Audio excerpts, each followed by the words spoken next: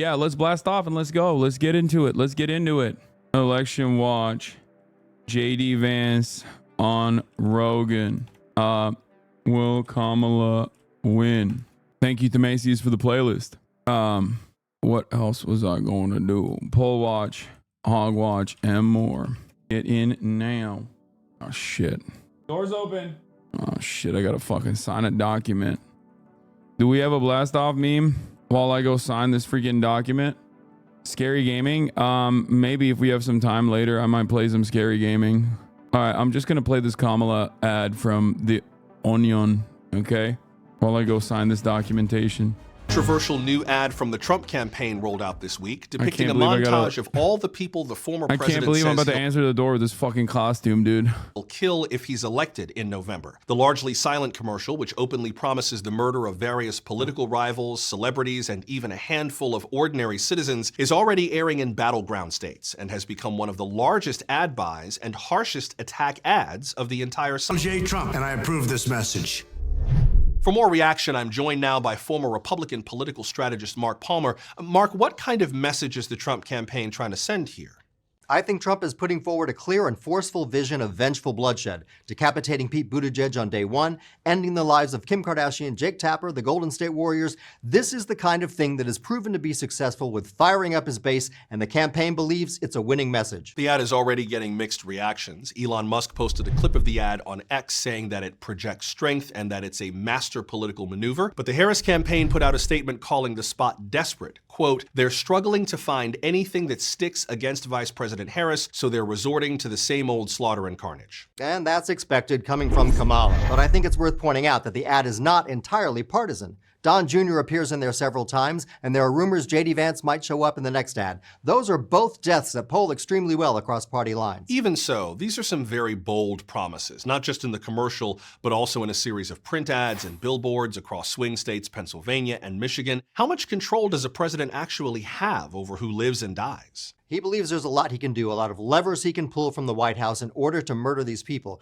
But at the end of the day, is this just Trump being Trump? Or is he actually planning on literally killing all these people?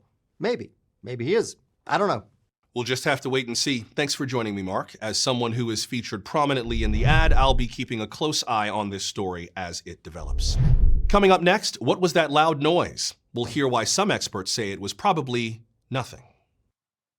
You've seen the news, now touch it with your fingers. To receive your monthly print edition of The Onion, head to membership.theonion.com today. With America's finest news source, the more... You thought it was real? The Onion is always so ridiculous. And the delivery guy, know your costume? No, he was like 60.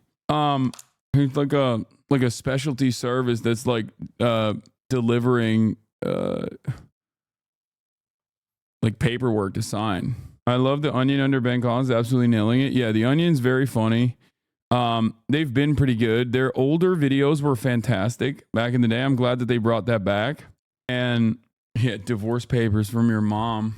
Anyway, we're blasting off, ladies and gentlemen. That's right. And I'm using the latest and greatest in the attack ads against Donald Trump, against Joe Biden, who is not running for president. He bit a baby. I love this personally because it's like so incredibly like old people shit. And the fact that they're trying to make a big deal out of it is awesome. Yes, I know Tim Walz is being based as always. He said Donald Trump damn near killed himself getting into a truck. I saw he's cooking. Okay, everybody calm down. God forbid a man wants to eat. I know. I think Joe Biden saw a baby child, a human child, and decided, oh, nutritious. This is where I get my adrenochrome from. And he wanted to go directly to the source. Look at this headline, Lamau. Yeah, it's fucking dope. I love that. Biden, 81, bites baby dressed as chicken during White House Halloween event. That's a lot of protein, man. What are you going to do? Bro said it's snack time.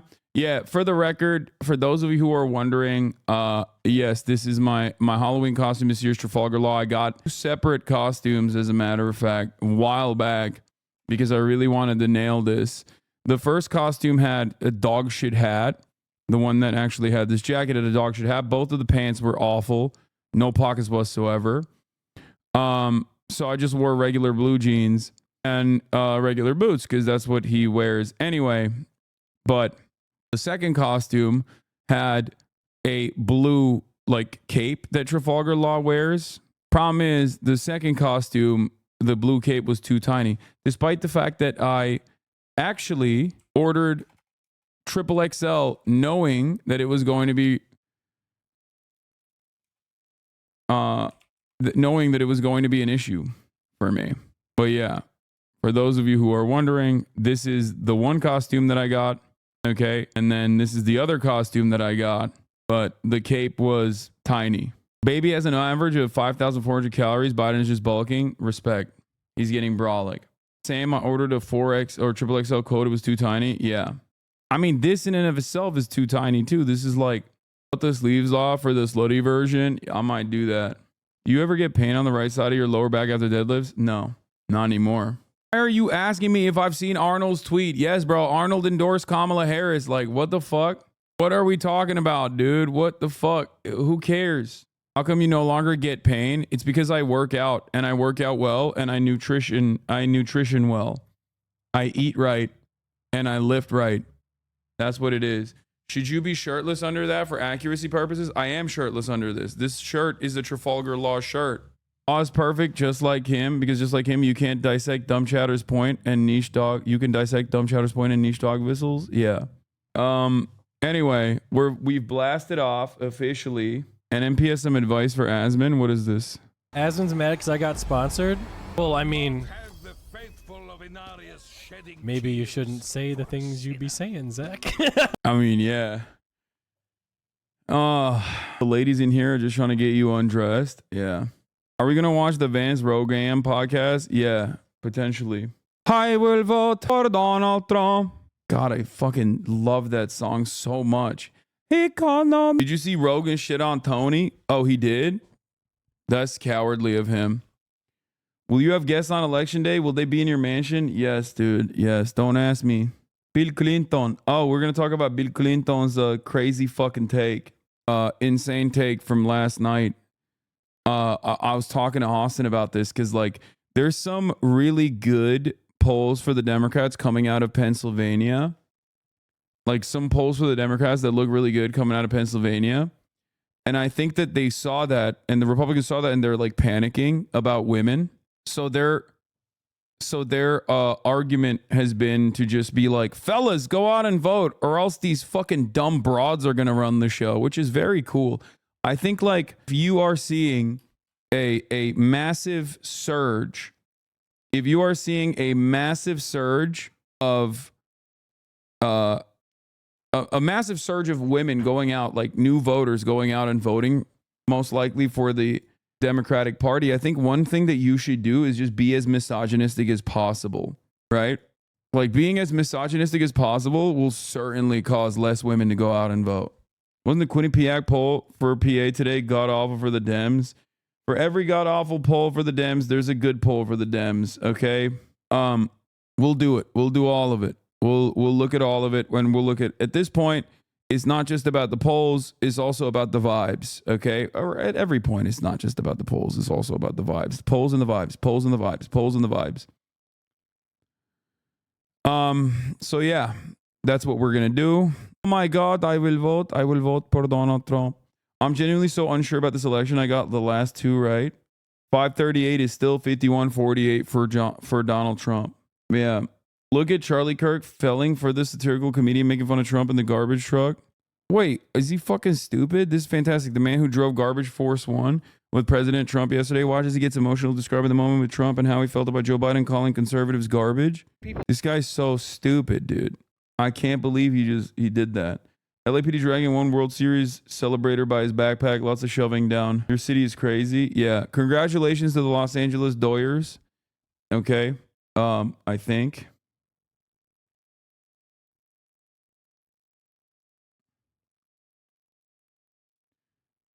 And congratulations to Joseph Robinette Rogan shitting on Tony Hinchcliffe. All right, let's get into it. I have a little bit of a headache. I don't know what the fuck is going on. I'm gonna need to slam a Advil or something. But can you react to Jake Paul's 18-minute Trump video? Yes, don't you worry about that, baby. It's coming. That one is coming too.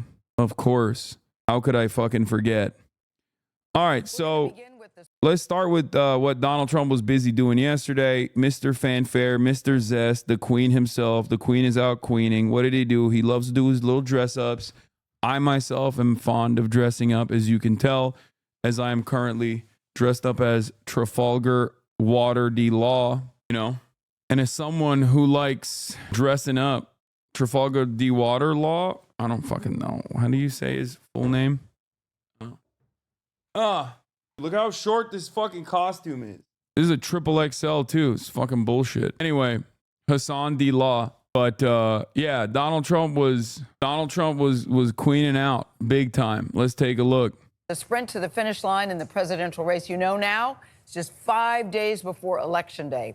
Both candidates hit multiple battleground states yesterday, with Vice President Kamala Harris talking about unity, abortion rights, and a middle-class tax cut, and former President Donald Trump heavily focused on border issues. Trump also sought to capitalize on a gaffe by President Biden with a photo op on a garbage truck as he tried to move beyond a scandal over racist remarks. Damn, they showed the slippage. They showed my boy slipping. He almost slipped and slid. You know what I mean? That was crazy. My man was slipping and sliding, dude. That shit was... I cannot believe that he almost died right there. That is insane. What the fuck is going on? Oral loss minus 1 million is not even cutting it, dude. It's worse than minus 1 million aura points lost. It's quintillion aura points lost. It's crazy. Remarks by some speakers at his New York rally. Bob Costa is in Kenosha, Wisconsin, with the latest on the story. Bob, good morning to you. Good morning, Gail. Yesterday was a snapshot of what the final week of this campaign has been all about: spectacle and celebrity and rallies where both candidates are battling over who is standing up for the working American. Climbing aboard a garbage truck in Green Bay. Bro, I was thinking about that. It's like, when do you think is the last time Donald Trump actually opened his own door? Like, has he ever in his life opened a fucking car door? I know he's like driven a car, because I remember that like rare Trump of him like sitting in the front seat driving and it's Taylor Swift playing. You know what I'm talking about? I guess he opened the Cybertruck door, right? That had his campaign's logo on the side. How do you like my garbage truck? This truck is in honor of Kamala and Joe. Yeah, this is a classic. This is a classic Trump. Donald Trump drives a car with his son Barron while listening to Taylor Swift December 2014. I think this might literally be the only time I've seen this motherfucker drive a car too. Like, I don't think he even drives cars. Like, I mean, he's too rich. He's too rich to drive cars. Oh, I love this video. This is hilarious. Sorry, it'll take like a couple minutes, I swear. I'm busy. Hey, by the way, whose car is this? Whose is it? I like this car. Is this your car? Yes. Well, you know what? I'm buying it. I need it fast. I'm buying it. You're buying my car? Yeah, here's your check. Thanks. Oh my God. Wow, well, just let me get my kids out of the back. Now, wait a minute. I don't have time for this. These are your kids? Yeah. I'm buying them too. Buy my kids. I'm buying your kids too. Whoa, look at these heroes. Buy me. Bye, guys. I'm taking your kids to Epstein Island. Strangers, children. Hello, kids. I just bought you. Who are you? What do you live in a cave? I'm Donald Trump. I'm the biggest. I'm the best. I'm scared. Don't be scared. Look, here's $12,000. That'll take care of your fear. Don't have fear in life. Donald Trump just paid that little girl not to express human emotion. Just keep it as a tip, okay? Sweet. Guys, I got a car. Mr. Trump, can you give us a quick, you're fired? Listen, I don't give away my catchphrases. Now I have to get out of here. Buckle up, you kids who I just bought. Just buckle up, please, right now. I'm out of here. The Trumps is the greatest. Whoa. He just called himself the Trumpster. The fuck is this, Lamau? Bro, this is back when he was popping, dude. This is back when his shit was popping, dude. It's so crazy that like a reality TV star like this that would do like funny sketches and shit. We raided in. What the fuck? Hey, Central Committee, thank you for the raid. Hope you had a good stream, brother. But yeah, it is kind of wild to see a guy who was just like a funny reality TV star like this become such a fucking fascist, dude. I guess I'm not gonna lie. I guess like if, you know, when America was inevitably going to full blown cave and capitulate to its unexamined fascist tendencies, it would have been spearheaded by a reality TV star who only eats McDonald's and slams Diet Cokes. Like, that is the most American way to do it, right? That is probably the most American way that shit would have happened. Are you dressed as Waldo? Oh my God, y'all are annoying. Love the Deku costume, Funkle. You look great. It's not a Deku costume. Shut up. I'm Trafalgar Law. You really couldn't iron the costume? No. Anyway, here's Donald Trump. Back to the garbage moment. Former President Trump embraced his latest political set piece as he amped up his attacks on Democrats. Joe Biden should be ashamed of himself. Even though President Biden has clarified what he meant, Trump and his allies are now confident that Biden's recent remarks can slow down any momentum for Vice President Harris. The only garbage I see floating out there is his supporters.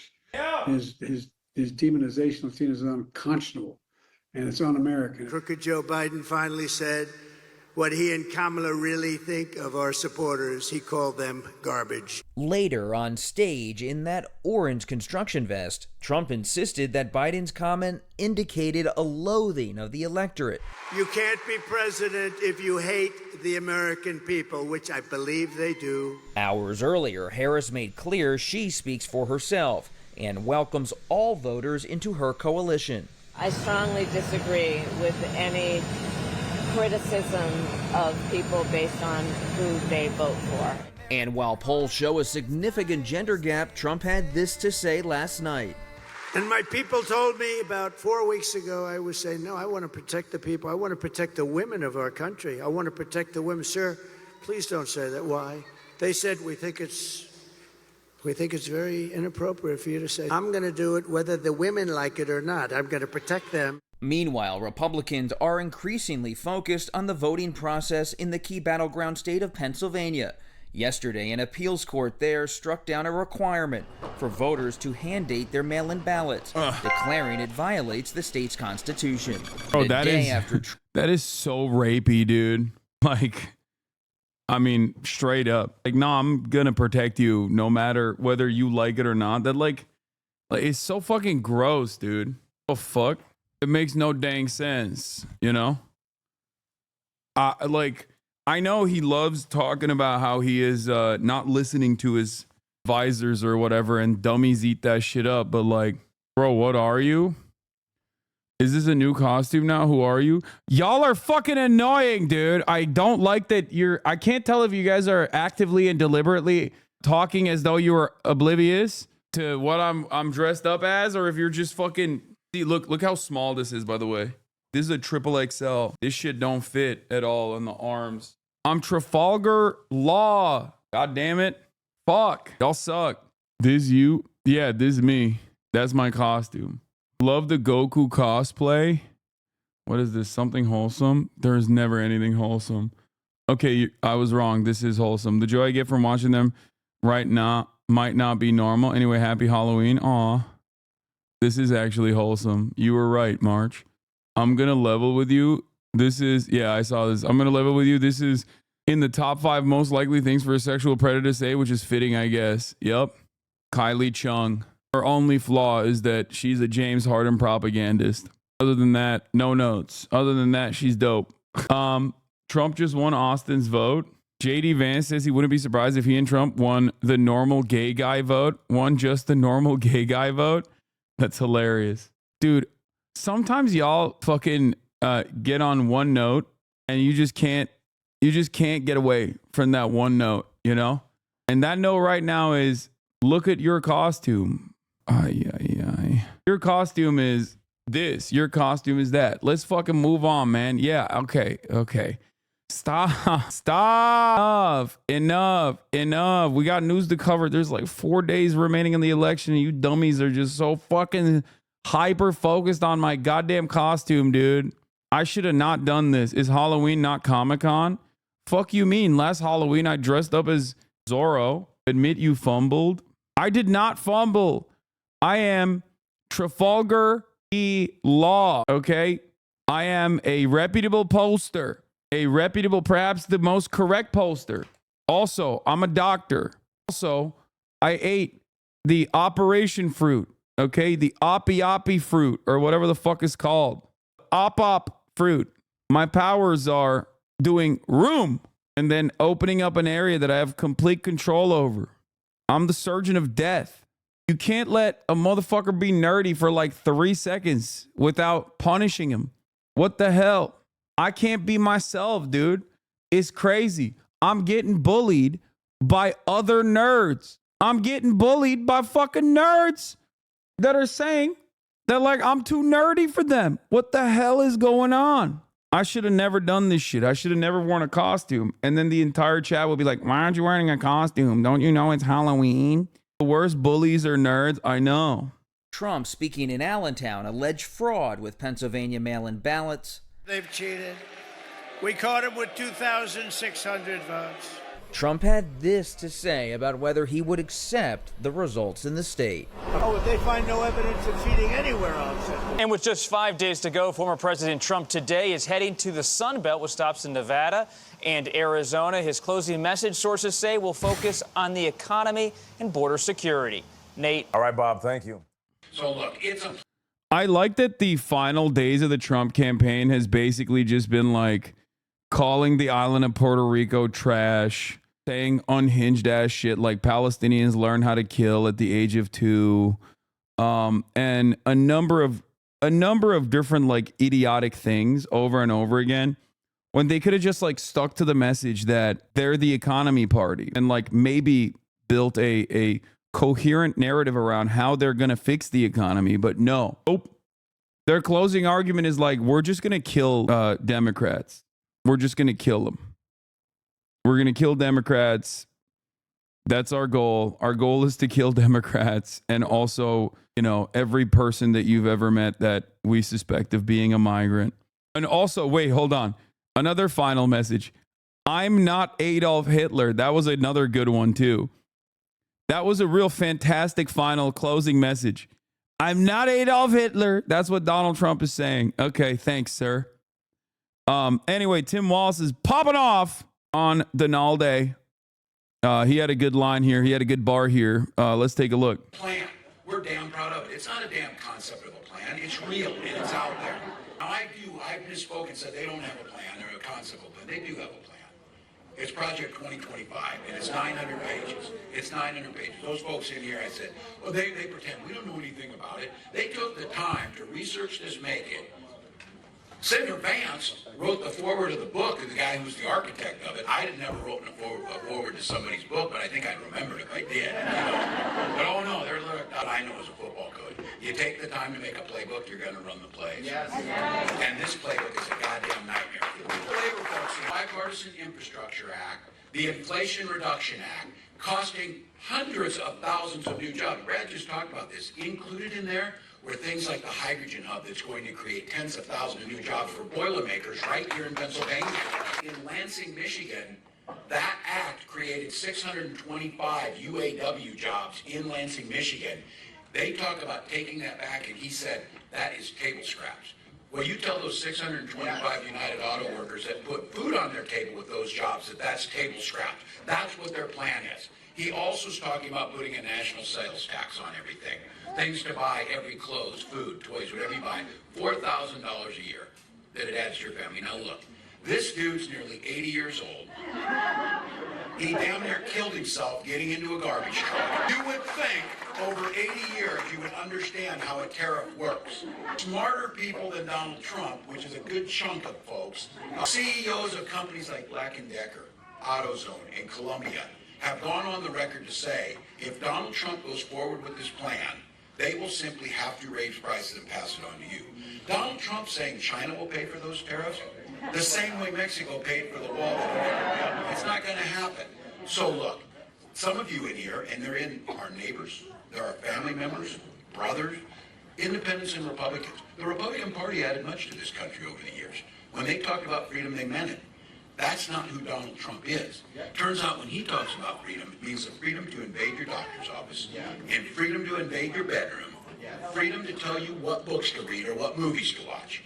And I keep saying this, and I've now seen this is true across the country. I thought it was just a Minnesota euphemism, that the world works best when people just mind their own damn business.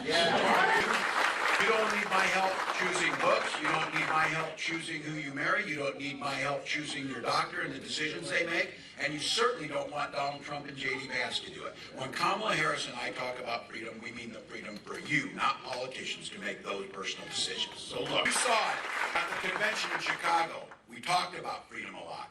We took back freedom. We took back family. We took back the damn flag. Because I'll tell you what, I'll be damned if I'll fly an American flag with some man's picture pasted on it or something. That's not how we do things. And for Pennsylvania, this was just me personally. We got freedom. We got the family. We took back the flag. I took football just because we want to. Because look, freedom means a lot of things, but it's very personal. Freedom for our seniors to retire with dignity, to collect Social Security and Medicare. That's freedom. Freedom to be able to send your children to school without worrying they'll be shot dead in the hall. And I say this. Once again, incredibly effective communicator on issues that he cares about, incredibly effective communicator that has a very unyielding progressive perspective on issues that he cares about.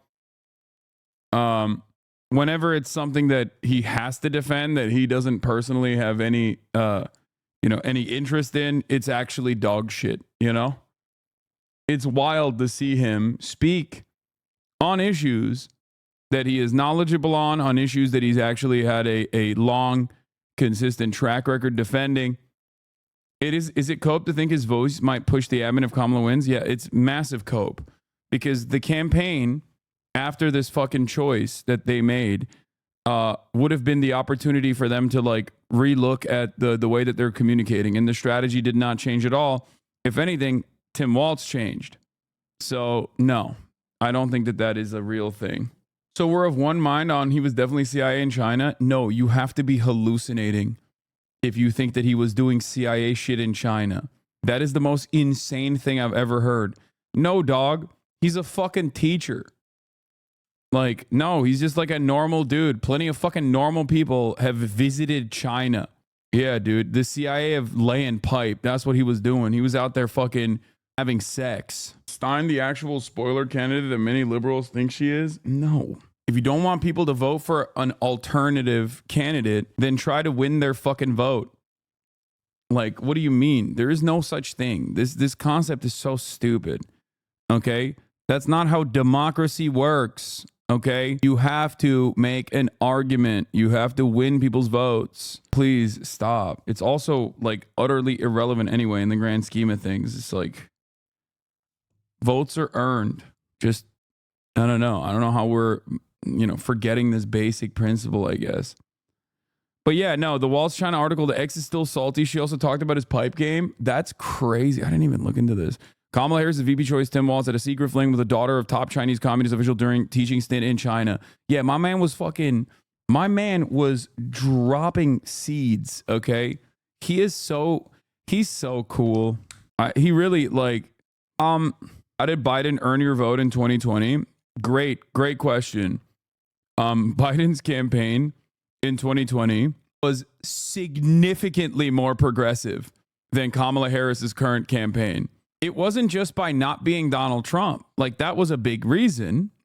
Okay. But I think a lot of people forget that Biden literally said he was going to do his first 100 days agenda.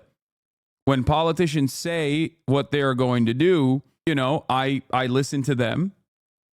Remember the Bernie Biden Unity Commission, Lamau? Yeah, Biden's 2020 campaign was the most progressive general campaign in our lifetime.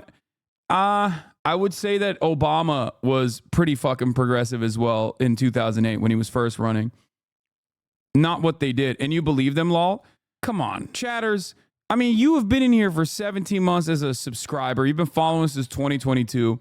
I think that 2008 Obama was probably more progressive overall, but I need you to explain. I need you to understand something.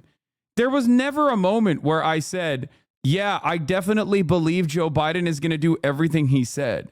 My anger towards Kamala Harris revolves around her not even having the decency to lie to capture the attention of a broader base of support. Okay? Are y'all okay? Anyway, let's get back to this. Kamala Harris's VP choice, Tim Walz, had a secret fling with daughter of top Chinese communist official during teaching stint in China. Tim Walz had a secret fling with the daughter of a high-ranking communist official during his 1989 teaching stint in China, DailyMail.com can exclusively reveal. Jenna Wang, 59, claims the VP hopeful showered her with gifts and seduced her at his pokey staff accommodation at #1 high school in Foshan, Guangdong province. The lovers could not risk holding hands or showing affection in public because Wang's dad was a high-ranking figure in the Chinese Communist Party who would disown her for fraternizing with a Westerner. But their romance blossomed behind closed doors as they sipped tea, made love, and listened to George Michael hits, leading the then 24-year-old Wang to dream about his marriage and a new life in the United States. Oh my God. She guang on my dong. She guang on my dong until...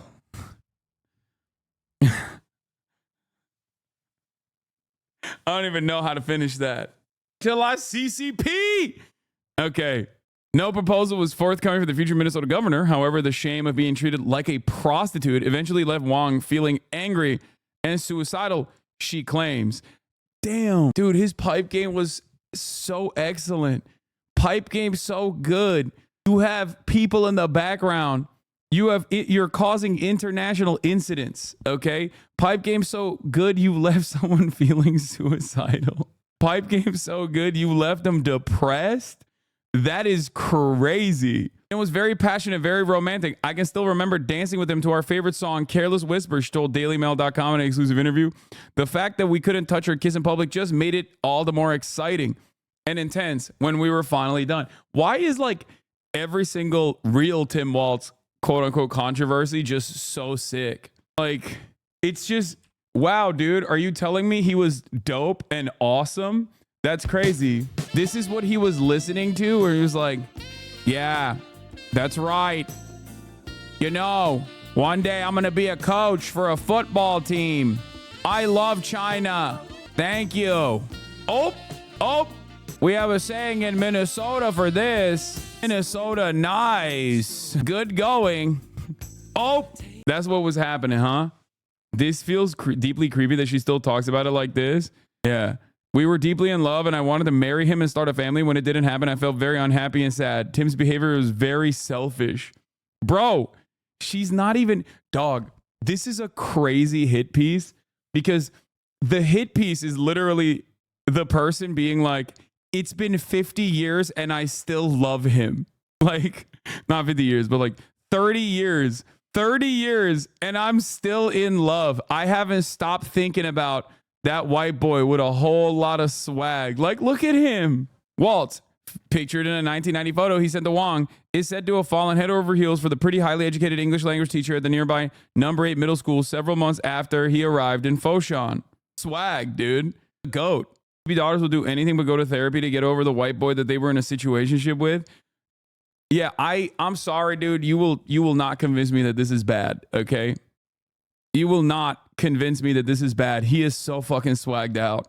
He is so unimaginably swagged out. It is average Brunswick fuckboy. Yeah, he is the man. Also, what's really funny about this is that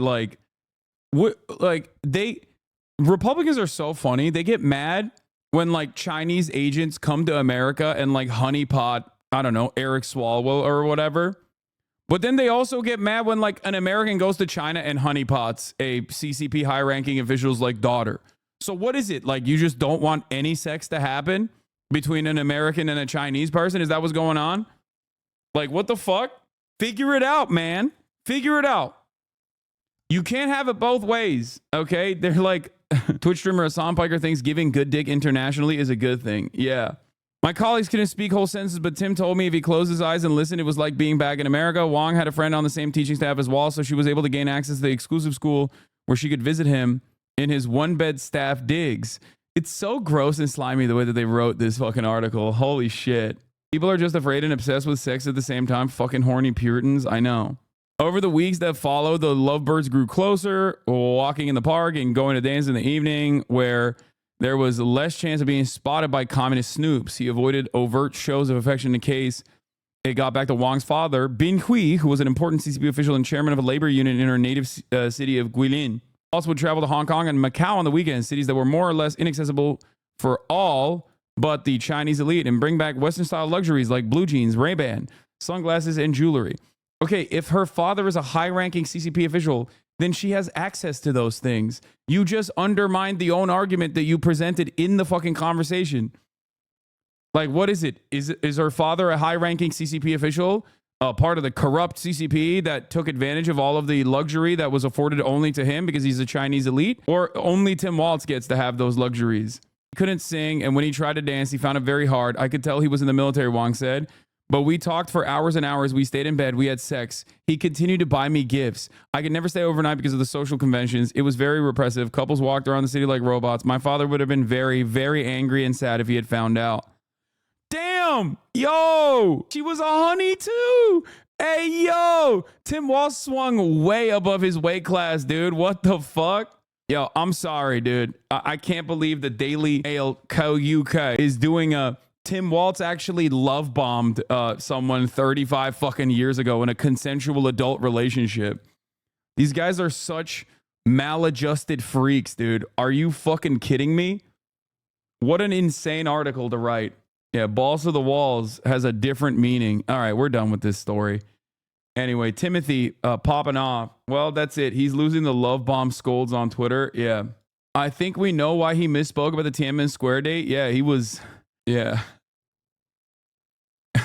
He was head over heels, man. He didn't know what the fuck was going on. He's like, up is down, down is up. I don't know what time it is. All right. I don't know what the fuck is going on. I'm too busy piping. This is Hunter Biden has a huge cock level scandal. Yeah. The Democrats don't want you to know that Timothy Walz, was laying pipe. He had good dick game. That's right. That's right. He went to China. Really messed up. Really, really bad. Really bad. Folks, we hate it. We hate it. We hate it. We don't love it. So the story is that Tim is a man as the gross GOP define it. Yeah. For your veteran, I am a hunter and I am a gunner. Well, swing state voters give jaw-dropping response to Biden's garbage remark.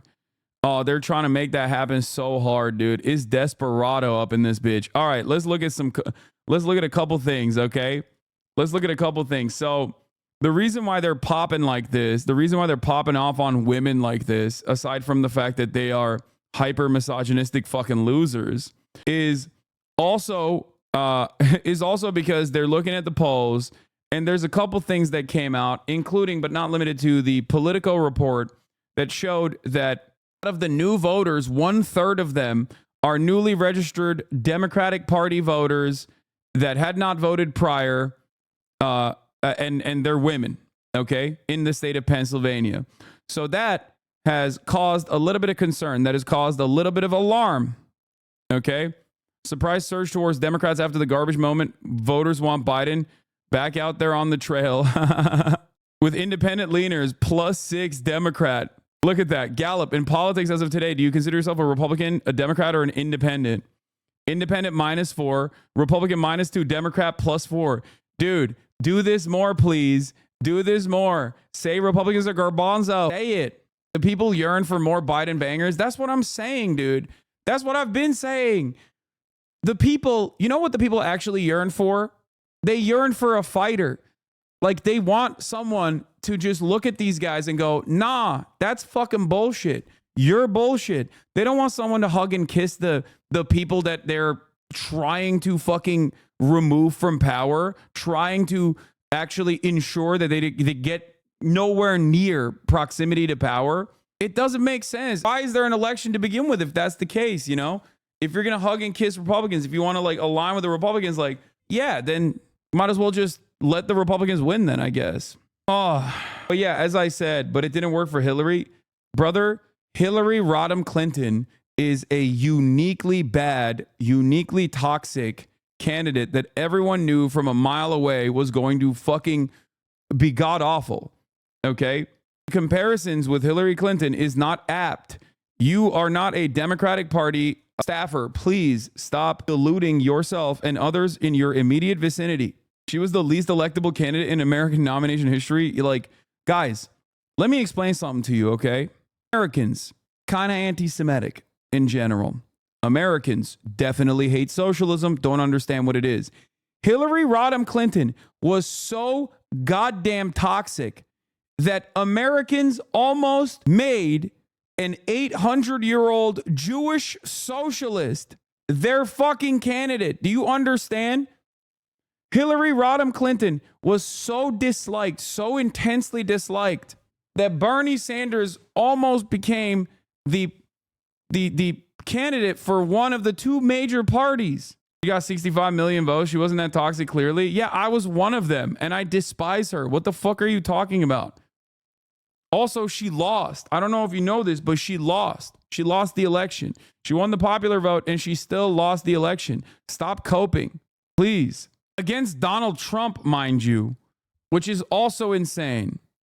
So why did you vote for her then? I don't know. Were you not around? Were you in a fucking vacuum? Were you in a coma for like the first 4 years of the Trump administration?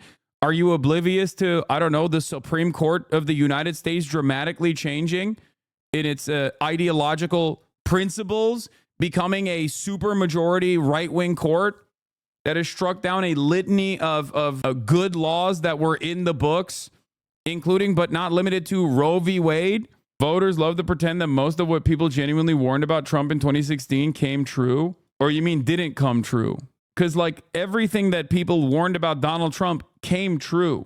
Everything I warned about Donald Trump became reality. We're now living in that world. Oh, yeah, you meant didn't come. Yeah. Democrats need to stop being losers in general. Didn't you openly endorse Hillary at the time? Yes, I did. Just like I endorsed Joe Brandon as well in 2020. Yeah, fucking Chevron overruled. Like, this is so unimaginably damaging. You got chatters like Cliffo out here pretending that 90% of the Democratic Party voters are not simply trapped in the lesser evil reality they're forced to live in. There is also another aspect to this as well. Like, people vote in their in-group dynamic. If you're a lifelong Democrat, you vote Democrat. And there are studies conducted on this matter as well. Like, people will ask straightforwardly, like, do you want, what was it? Like, there's a study on policies. Like, people are asked about their policies and their party allegiances.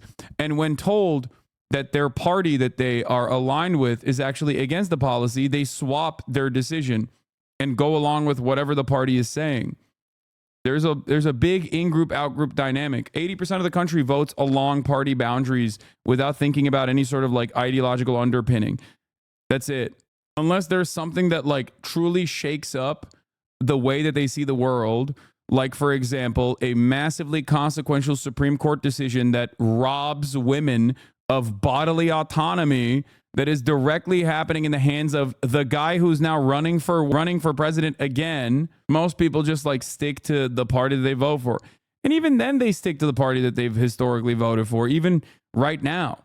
Like, it is shocking to me. I mean, we'll see what it looks like at the end. But it's shocking to me that there is if Kamala wasn't doing an act of genocide, would you have endorsed her? Most likely. I'm still very frustrated with the immigration policies as well. So I don't know, but yeah, it would be. I mean, that is a massive, massive issue for me. Yes. Anyway, having said that, partisanship and ideology of American voters. This is one of them. Yeah, but I mean, this is a new study. The study I'm talking about is like 80-20 dynamic is one that has been true for quite some time. 80% of Americans vote along party lines without really thinking much of the policies themselves. And 20% of Americans have like an ideological reason for why they're voting for a party. At least this is how they're reported. Wait, what? She's a total train wreck.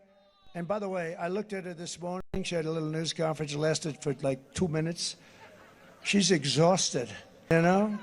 She's exhausted. She's a train wreck who is totally unqualified to be the president of the United States of America. There are some people who thrive under pressure, and there are some people who crack under pressure. She's a cracker. Yo, chill, bro. That's a slur, dog. Excuse me, excuse me. This is worthy of a ban, sir. This is worthy of a ban, sir.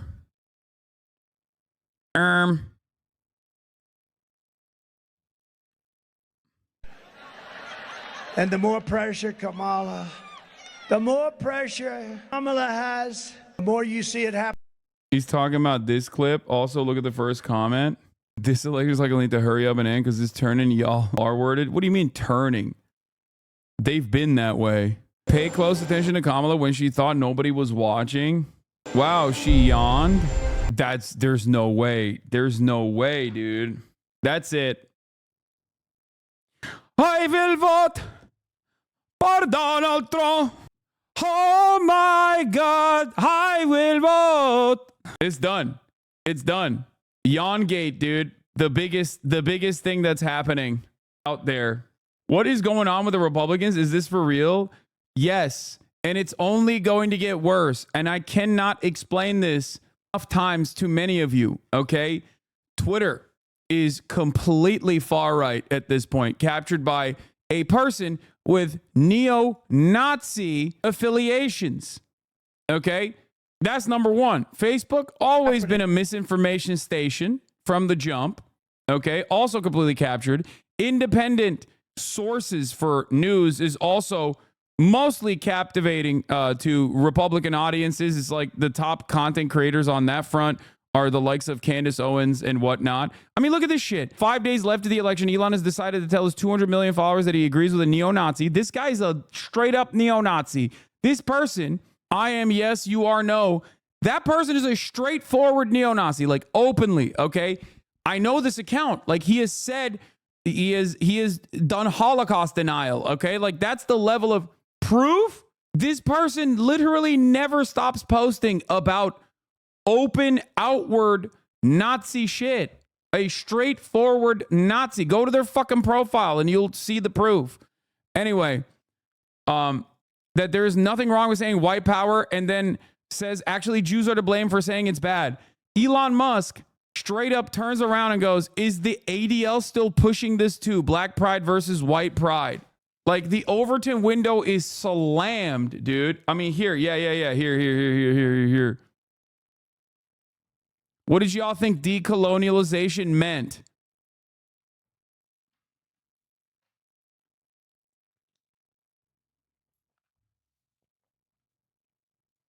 Happy Halloween. This Halloween, please remember our culture is not your costume. Why are you speaking English using electricity, cars, planes, and computers? That's our culture.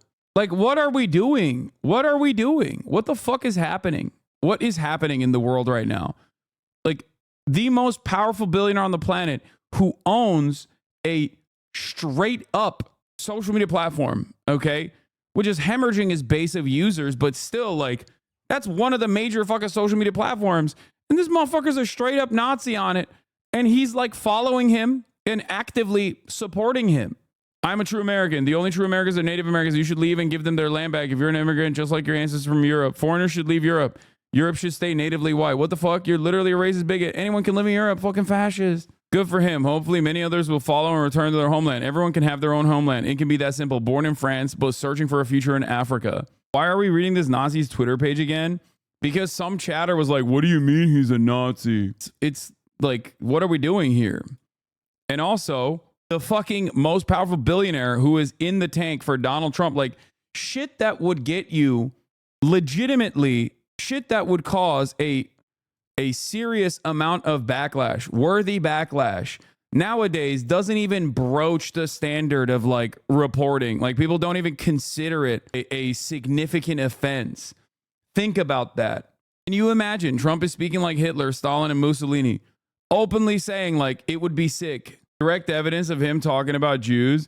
The guy Elon is replying to is a literal Nazi. Here's him talking about the Jewish question yesterday. Elon doesn't mind this, of course, because he's also a Nazi. 2003 versus 2024. What happened, I wonder? Dublin, one of the safest cities in the world. Dublin ranks among the top 10 most dangerous major cities in Europe. What is the most important question of our lifetime? Define the JQ and I'll answer it. Go. JQ is the Jewish question, by the way.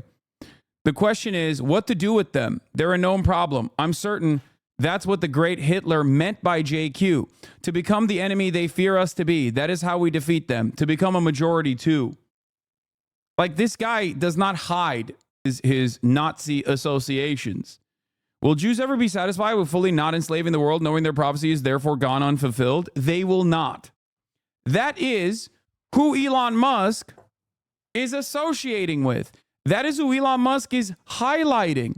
Not only is he highlighting this, but he's also adding the ADL under a straightforward Nazi's Twitter account.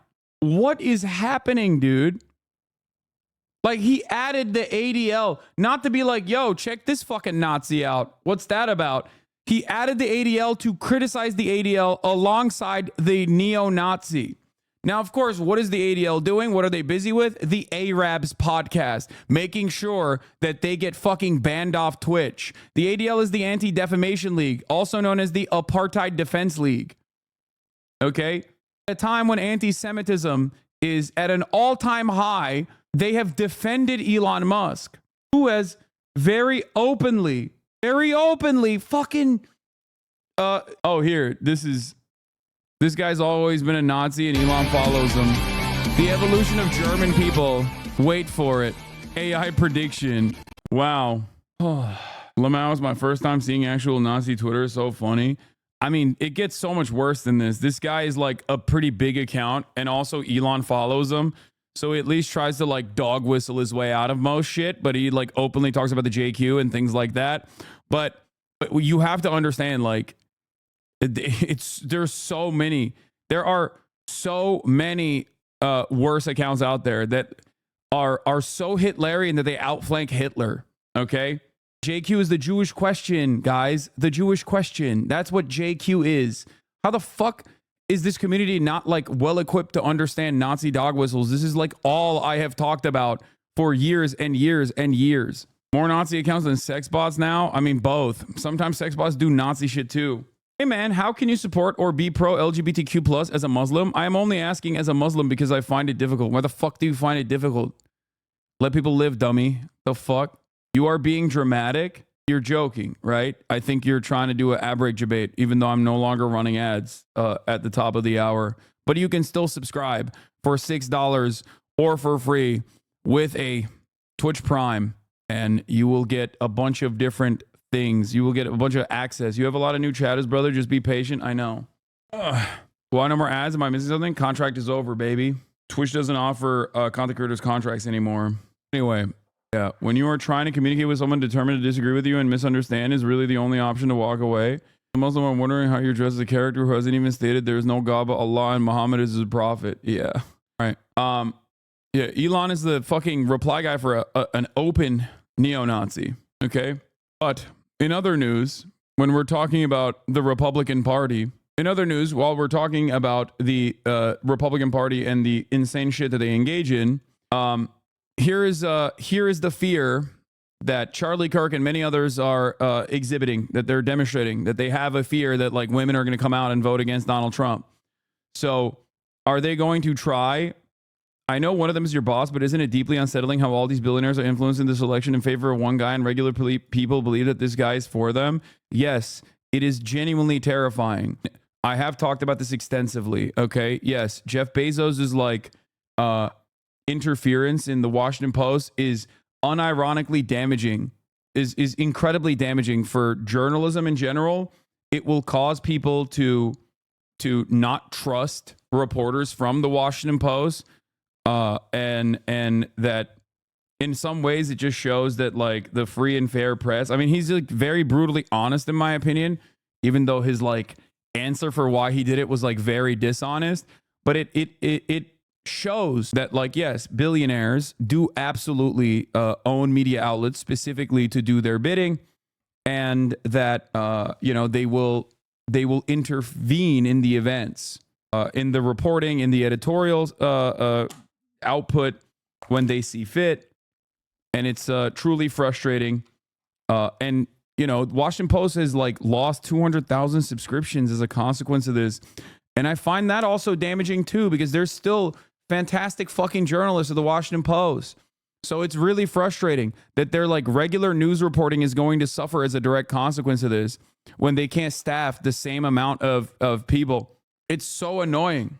Free Palestine, RTTS, thank you for the 20 gifted subs. It is incredibly, incredibly damaging. Let's continue. And she needs people to basically lie to their husbands, which they are promoting, by the way, which I find that entire advertising campaign so repulsive. It is so disastrous. It is just like I'll show it in a minute. It is the embodiment of the downfall of the American family. I think it's so gross. I think it's so just nauseating where this wife is wearing you'll show it, wearing the American hat. She's coming in with her sweet husband who probably works his tail off to make sure that she can go, you know, and have a nice life and provide for the family. And then she lies to him saying, oh yeah, I'm going to vote for Trump. And then she votes for Kamala Harris as her little secret in the voting booth. Kamala Harris and her team believe that there will be millions of women that undermine their husbands and do so in a way that it's not detectable in the. They should play this. Like, they should just literally play this over and over again to women to be like, you have no autonomy. You have, oh my God, you have no autonomy. You have no control over your own decisions. Your husband has all the control in the household. The polling. Here's another one of these idiotic statements. Here it is. And if I found out Emma was going into the voting booth and pulling the lever for Harris, that's the same thing as having an affair. Yeah, this is the ad. No idea if you showed it yet. Fuck, I can't even. God damn it, I've been blocked by so many goddamn blue check markers. Holy shit. How sad for these women. In the one place in America where women still have a right to choose, you can vote any way you want, and no one will ever know. Did you make the right choice? Sure did, honey. Remember, what happens in the booth stays in the booth. Vote Harris Walz. It's not a bad ad. It's totally understandable that they're making this ad. It's also ironic that the Republicans' response to this is like, come on, macho men, make sure you don't let your stupid ass broads go out and vote for themselves. Like, okay, sick, dude. Love that. That's a really great way to run a campaign, I think. Just undermining the autonomy and the decision-making structure of half the fucking population at a time when you are literally worried that they are going to vote against you. Good luck. Good luck on that front, you know? Great job, guys. Anyway, look at this fucking annoying loser. And if I found out Emma was going into the voting booth and pulling the lever for Harris, that's the same thing as having an affair. That to me, oh my God! Let him finish. Go, Jesse. It's our day. That violates the sanctity of our marriage. Preach on. Yes. What else is she keeping from me? Exactly. What else has she been lying about? Why would she lie to you? Have you threatened her? Why would she lie to you? Oh, they want me to tease. Why would she do that and then vote Harris? Why would she say she was voting Trump not the problem, and then voting Harris? And I caught her. So and then she said, I lied to you for the last 4 years. So you admit you intimidate It's over, Emma. That would be D-Day. Sick, man. Sick.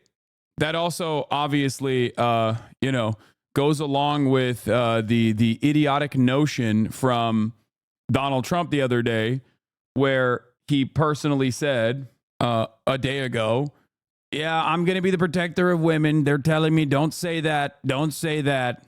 Don't say that, but I'm going to say it anyway. And if women don't want me to be protectors of them, I'll be forcefully their protector, whether they like it or not. Good stuff. Why is the judge sounding like a lib all of a sudden? Because a big part of the Republican mentality is that, oh, it'll never happen to me. Okay? And when it does inevitably happen to them, they turn around and go, oops, how could this have happened to me? It's selfish, okay? So much of the Republican agenda is selfish.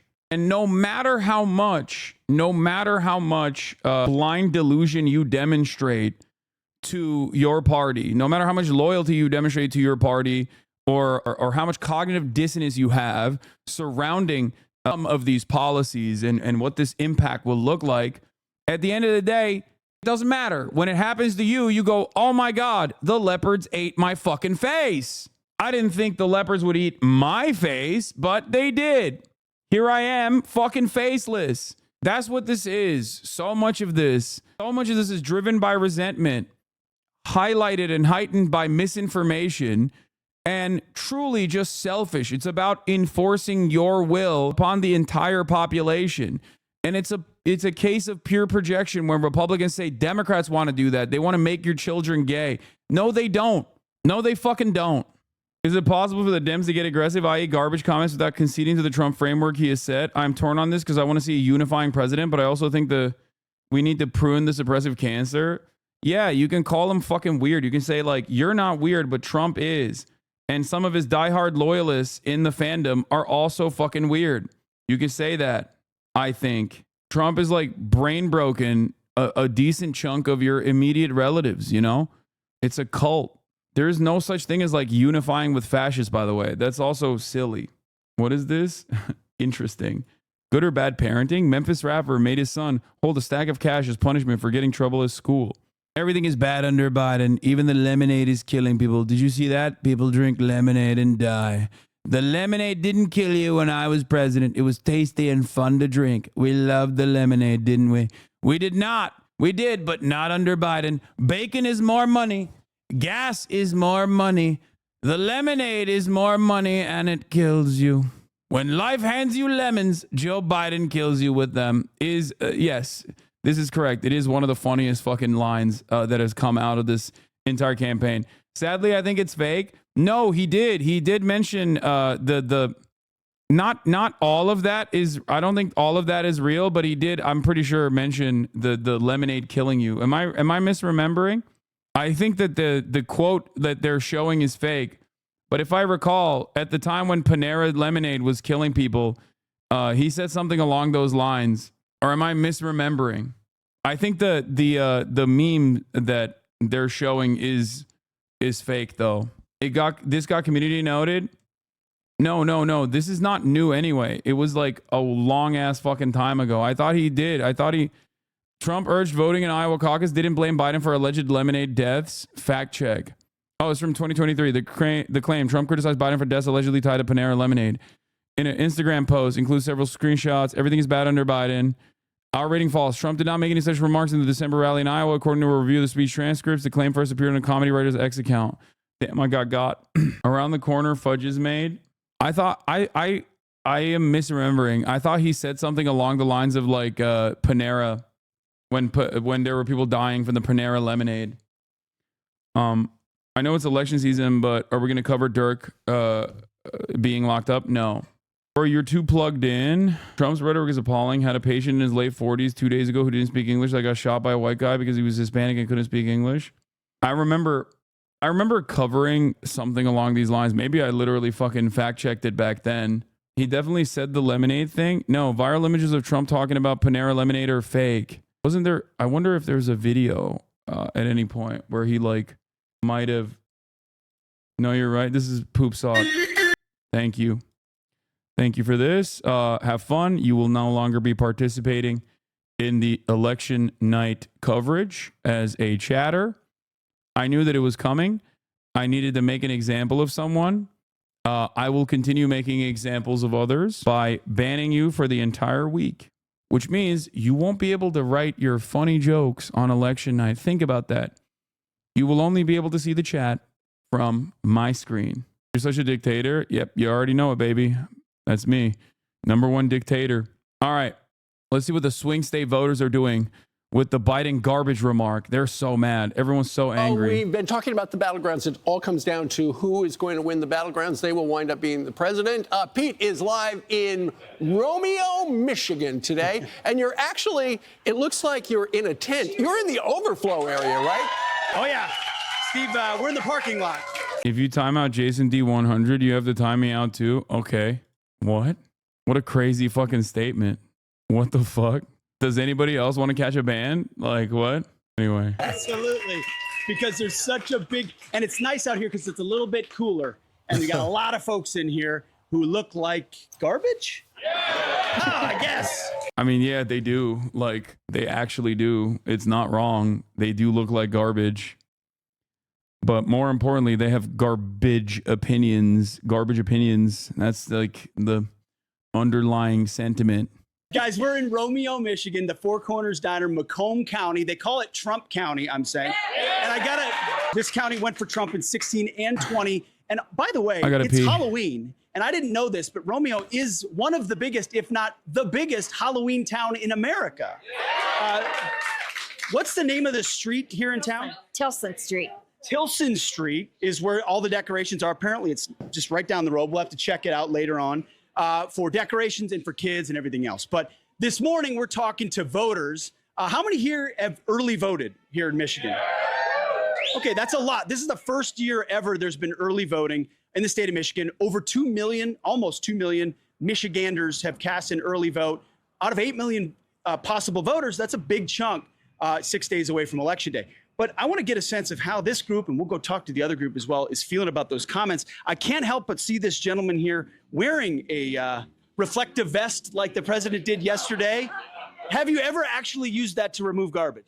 Absolutely, picking up garbage along the side of the road with cleaning up the highways and stuff like that. So what do you make of the comments made by Joe Biden and the president's reaction?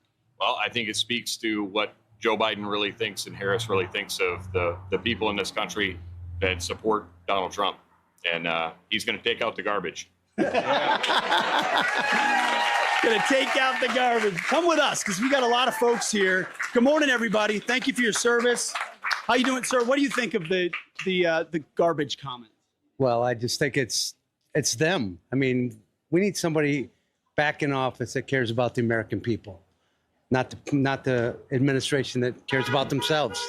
Absolutely. Ma'am, how about you, both of you? You saw those comments from Joe Biden. Well, I thought that was a bunch of garbage is what I thought. I thought, oh my gosh, first we're deplorables and now we're garbage? No way. We are the heartbeat of America. We are the United States of America. We are the patriots. We need to get Trump back in office is what I think. Well said. What is it? God, family, and country. God, family, and country. No garbage in there. Absolutely. I love it. Thank you very much. Let's go inside now. We're in the park. We're coming back to you guys. Oh. Well, there is one. We did get a trash can. I'm sorry. He came as his own trash can. You can't make it up. Any comments, trash can? You can call me deplorable, call me garbage, call me whatever you want. But if the economy gets better, our borders get secure, that I don't care what you call me. Then we're all trash. I appreciate it. Thank you very much. Come on in. This is weird, man. Didn't they dunk on the people wearing pussy hats and shit? Like, this is objectively worse, you know? Like, you are just openly calling yourself garbage in a way to own the libs, I guess. Like, lib ownage is at an all-time high. Once again, it's weird. It's fucking weird. All right. Say hello to Fox and Friends, everybody. Holy cow. What a great group. You guys actually got here early and got inside. Yeah. Perfect. Ma'am, what's your name? Tony. Tony, and your dad had a profession. Yes, he was a garbage man for 15 years. Not an easy job. Not when the cans were metal and nobody put the lids on it and the ice melted in them. Yeah, it's cold here in Michigan, taking out the trash. Yes, it is. And so what do you make of Joe Biden's comments about Trump supporters? Well, I think this lady over here said it best. If she wants to repeat it, I don't want to take Which young lady is that? Right over here? This one right here. All right, come on over. Ma'am, her time has been deferred to you. Ought to be good. I would rather be considered, I just screwed it all up. I would rather be called garbage than be called a Democrat. Pretty universal sentiment here. Sir, just those comments and your reaction. Well, absolutely. We need to take our country back, and we need to vote red. We need to bring Trump back, apple to apples, oranges to orange. Our president, Donald Trump, are you better off 4 years ago than you are now? Absolutely. We need to bring President Donald Trump back, number 47. There we go. I mean, there you have it. Hey, we're going back to God, family, country. We want our economy back. We want secure borders. They can call names all they want. Ultimately, you got a lot of knowledgeable voters in here. How many here have cast your vote already? I mean, tons of early voters here I mean, it's almost the entirety of the room. And if you haven't voted yet, shame on you, because their votes are helping the rest of us out. It's How many almost 2 million in Michigan, guys. Okay. That's 2 million in Michigan have cast their vote already. First year of early voting here in Michigan across the state. Pete, and of 8 million voters, potential voters, that's a big number. I cannot believe how popular you are, Pete. Look at that turnout. That is unbelievable. Just to see you in person. Oh, it's incredible. You have more people outside than inside. It's not just about... Oh, they love you guys. They want to say hello. Folks in New York. We'll talk to you again later. Good morning. How we doing? All right. We're on live television. Settle down, everybody. It's good to see all of you. Again, a show of hands, who has early voted? So a big chunk of folks. And ma'am, I was talking to you. This is your first time voting, and it's an early vote. It is. I weighed I weighted heavily. I decided that this election was too important, and I went. That's such a lie, bro. You're old as fuck. You love voting. You voted for Trump, and you would vote for Trump illegally if you could. Like, this is such a lie. Oh, I weighed heavily on voting. This election is the most important of our lifetime. It's like, shut up. You love voting. There's never been an election that you haven't participated in, okay? Old people love voting. And I did it in person. I have a good feeling. I think Sunday the Lions are going to win, and Tuesday Trump is going to win. Now we're bringing the Lions into this. I mean, that's fair. As a Vikings fan, I understand that. New Tyler Oliveira video on neo-Nazis. Inside the rise of Germany's, in air quotes, neo-Nazis. That's incredible. My man is international. My man has gone officially international in his fascist normalization. Tyler Hitler Vera at it again. Well, come on, Sam Darnold. How about some other? Who else early voted here, ma'am? You early voted. What issues matter the most to you? The main issue that matters to me is the illegals, immigrants that are crossing our border and making it unsafe for the rest of us here in the United States. And sir, the flow of illegal drugs coming through here, this fentanyl is really a big deal right now, and yeah, we got to stop that. Once again, I would like to reiterate that there is no border crisis impacting Michigan. That would be ridiculous. Also, on top of that, I grew up in a Jewish community near Detroit that was pretty insular. And let's just say when I started encountering people in the Romeo area, I very quickly learned about the rest of the political landscape in Southeast Michigan. Richard Spencer chose Macomb County to hold a rally, and my friends and I were able to stop it from being held in 2016. Yeah. I wonder why Richard Spencer, neo-Nazi, went there. Much to consider. But yeah, Macomb County, that's a thing that I wanted to mention here again, is that remember when I talk about how like most of the panic that these guys delude themselves into believing is just completely made up. Macomb? I thought it was Macomb. Anyway, it doesn't matter. Remember what I told you? It's pure selfishness, and it's like being mean to the other. That's like a big part of Republican campaigning, Republican promises, just in general. But in terms of like this guy being like fentanyl's a big problem, it's true. It is a big problem. Fentanyl overdoses are declining for the first time ever under the Biden administration. If only the Democratic Party promoted that or talked about that. But also beyond that, 90% of the chemical compounds necessary to create fentanyl are trafficked over the border and are apprehended or caught at regular points of entry. Okay? Border crossings. 90% of the people that are caught trafficking fentanyl or any other kind of drug really over the border are actually American citizens. So the idea that like illegal immigrants are bringing in fentanyl is ridiculous. If only the Democrats would routinely talk about this fact. They do not. They never do. It's just factually inaccurate. These guys have deluded themselves. These guys have deluded themselves into believing a false reality. Yeah, because it's not true. Major cap. Why not, Hassan? Because so many fucking people just genuinely would rather believe a false narrative like this fucking dipshit instead of looking at the truth, instead of believing the truth. Okay? Nobody wants to work anymore. Nobody wants to look at the data anymore.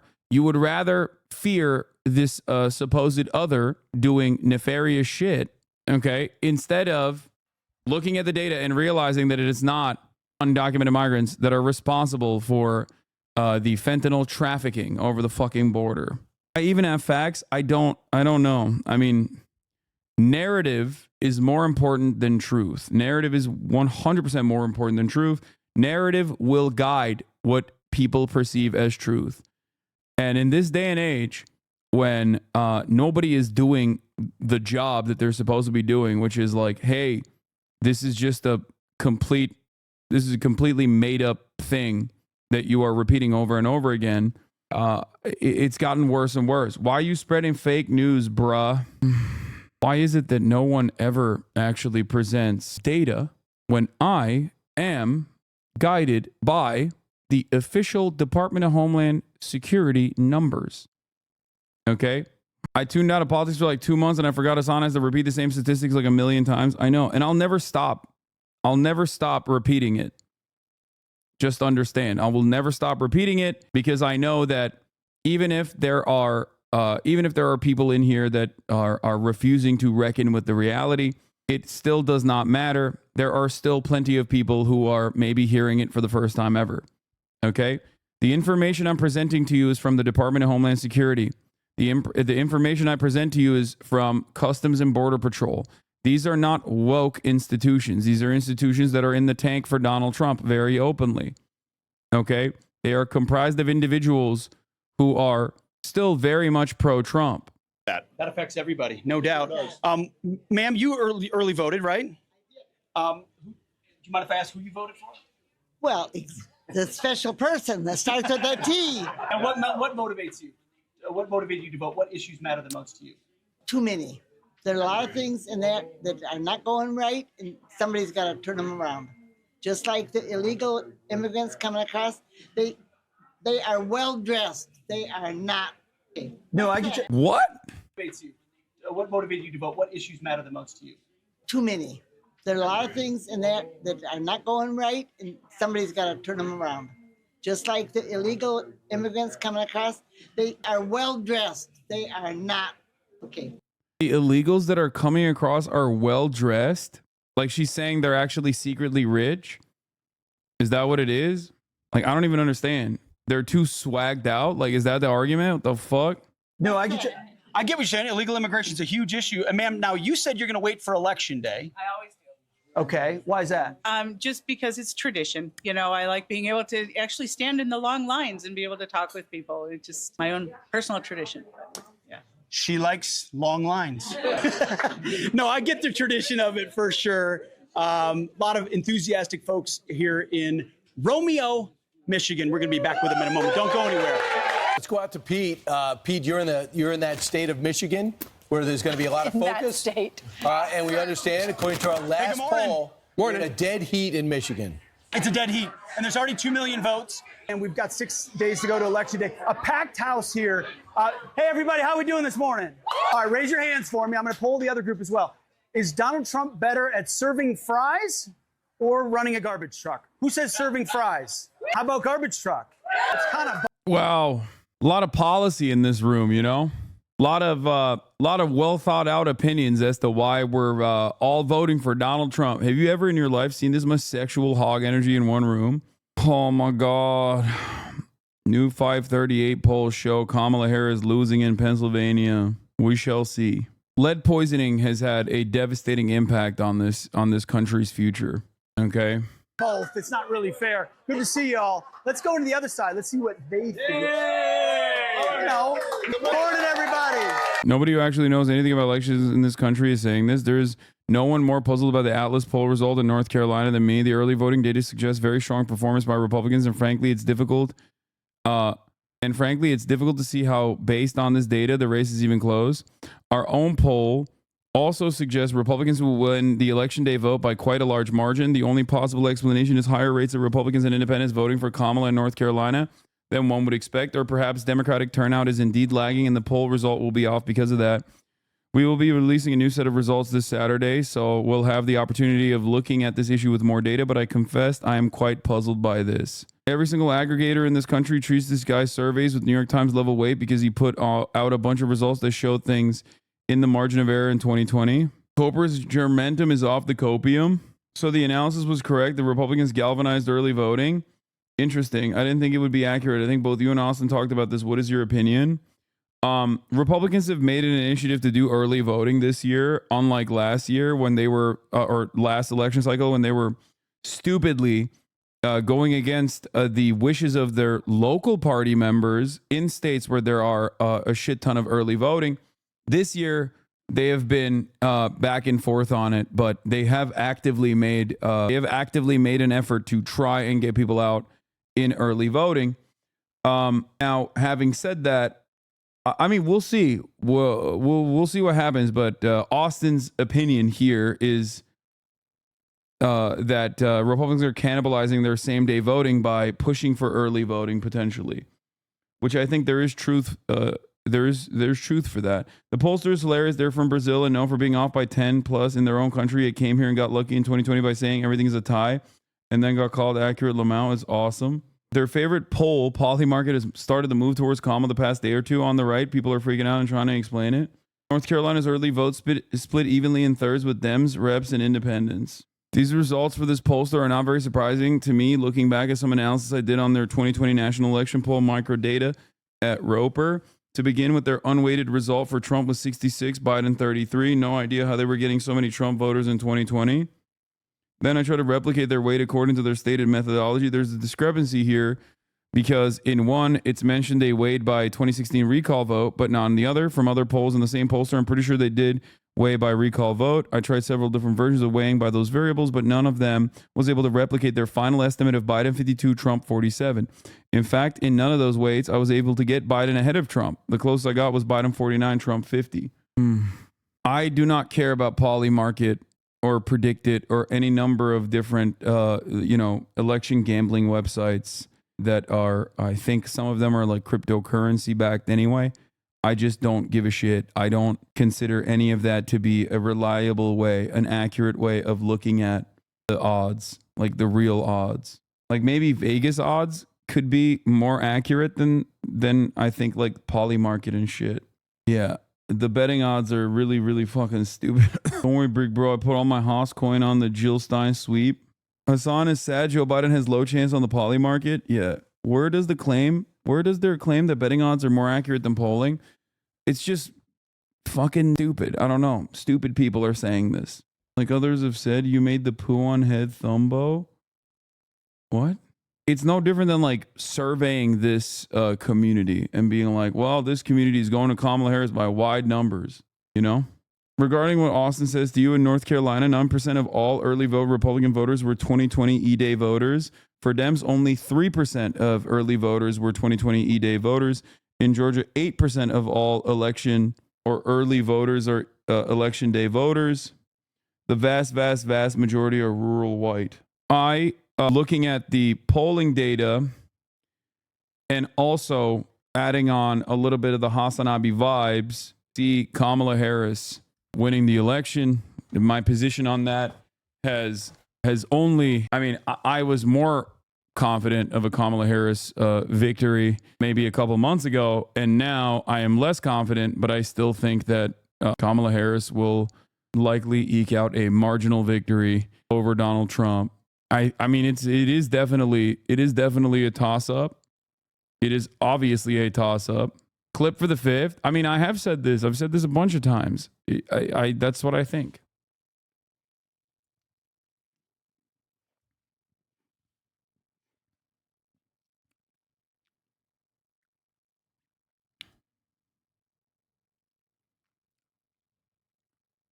All of this still hinges very much, in my opinion, on Pennsylvania. That is the most consequential aspect of this. If Kamala Harris hemorrhages her base too hard in Philadelphia in terms of black, brown, young voters and can't make up for that with high propensity, college educated whites in the suburbs, she's absolutely fucking cooked. This should have never been a toss-up, and I think that Kamala Harris will probably eke out a marginal victory over Donald Trump in spite of her terrible campaign. That's what I think. Something odd in that Fox News PA poll. The two-way LV screen has Trump up 50 to 49. It has Trump winning whites just 42 to 48 and Harris winning non-whites 72 to 28. In 2020, whites were 81% of the PA electorate. If that were the case in 2024, this should be Harris up 52.5 to 47.4. In order to get a Trump lead in 50 to 49, the LV sample would have had to be 93% white instead of 81% white. In 2020, Trump won PA whites by 57 to 42. So if he's winning whites by just 52 to 48, he's in very big trouble. Yeah. Strange then that they would list the white vote at 52 to 48 and then show Trump winning overall 50 to 49, even without a massive non-white gain. So where are the non-whites? Note that I'm not questioning whether the crosstabs themselves are wrong. That's usually a bad idea because of high margin of error. I'm merely computing the total based on the crosstabs, and there are presumably only 2 race categories here, white and non-white. So what's going on here? For what it's worth, the gender crosstabs add up perfectly to the reported result based on 2020 exits. So the crosstabs should actually add up. Is there a third category that is neither white nor non-white? Either way, 48% of whites for Harris is a clear Harris win in PA. That's what they are relying on. That's what the campaign has been actively trying to do. Now, there was a way to do that without. There was a way to definitely do that without coming across as like overtly off-putting, which would have, in my opinion, reflected better in the polls as well. Please do not read people who aren't pollsters wrong about assumptions on polling. I mean, I don't know. I don't know about the analysis, but the campaign's goals are correct. Like he is right. And it's something that I have mentioned time and time again. White suburban voters that are normally firmly committed to the Republican Party, high propensity voters, have been going the way of the Democratic Party in special elections, in midterm elections where they come out, okay?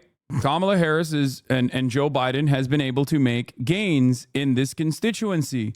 This is a very important constituency because they vote. They vote a lot.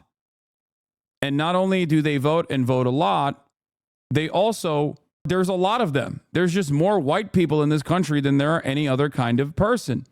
Okay? So you are able to, if you are able to shake away some of these voters, because many of them are concerned with Trump's rhetoric. Many of them are concerned with January 6th. Many of them are concerned with the fact that Trump wants to undermine democracy. If you're rich and a believer that the system still, to a certain degree, works in your favor, you are going to be less interested in voting for a guy who wants to blow it up. Kamala Harris is still very much the institutional defender. That is the way she has presented herself. That's the way that Joe Biden presented himself. People that are, and there are a shit ton more people out there who are upset with the institutions, certainly. But the problem is, people who are upset with the institutions, what did you eat? Is Zin. I packed the fucking Zin. People that are upset with institutions are oftentimes poorer on average. That's the reason why they're upset with the institutions. They're like, this shit's not helping me. And many of them do not vote. The likelihood of them voting is lower than a wealthy white person with a college education in the fucking suburbs. Okay? So, for the Democratic Party, shaking them away from the Trump base is their method. It's the way that they're running this campaign. It's how they've chosen to do so that frustrates me. Do you think that a suburban white constituency falls away if the Dems can reverse Dobbs over time and Trump goes away? I mean, they don't even need to reverse Dobbs. When Trump goes away, that suburban white constituency will absolutely flip back by unimaginable numbers to a competent Republican and more, and then some, because in that entire time frame, the Democrats have actively primed the rest of their base to being less resilient towards fascist sentiment by openly communicating that they will be the border control party. This is my fear for the future of this country. This is something that I have communicated time and time again. This is a very dangerous prospect for America's future. Okay? That's the way I see it. For what it's worth, the New York Times poll shows Harris up plus 16 with college-educated non-whites. Biden was plus 3 in CNN exit polls in 2020. The suburbs outside of Philly seem a lot more blue than before. This is just through my observation while doing Uber Eats in the Philly suburbs. And in super red areas where I used to see a lot of Trump signs outside of houses. I've seen significantly fewer Trump signs and surprisingly some Kamala signs popping up.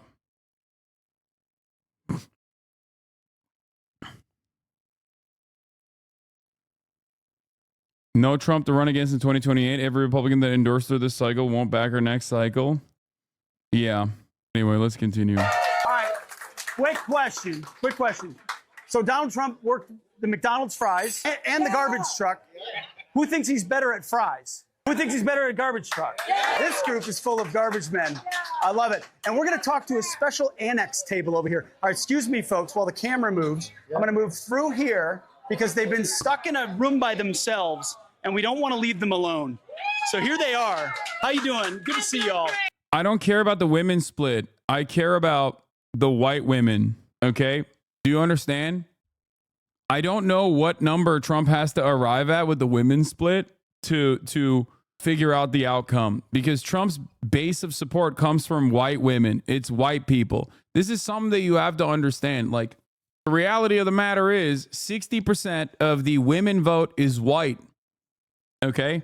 A 66%, or give or take, more than 60%. I don't know what the exact number is off the top of my head, but that is what Trump's base is. Trump has always captured majority white women.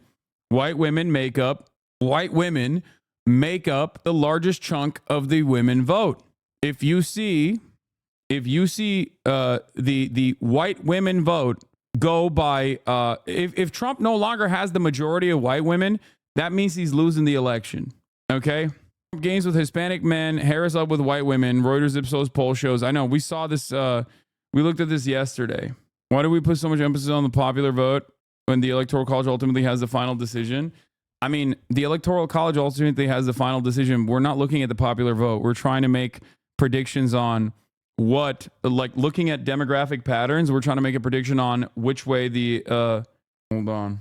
We're looking at votes in only states that matter, not the popular vote, chat. No, we're looking at national polls as well. But given that party polarization is completely set, and that people are either a Democrat or a Republican, and that is just like set in stone across the board, you can extrapolate from that data, looking at the way that like certain demographic votes are, whichever way certain demographic shifts are happening for the national parties, and make an assessment on what that would look like in each individual state.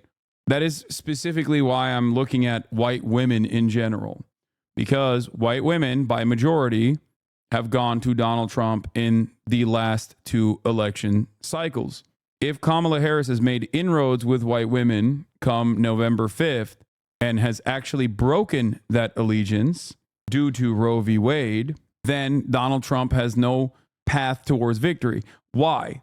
Because Donald Trump is already maxed out on all of the demographics. He's already tapped out. He already hit his ceiling. Okay? He was president already. He lost.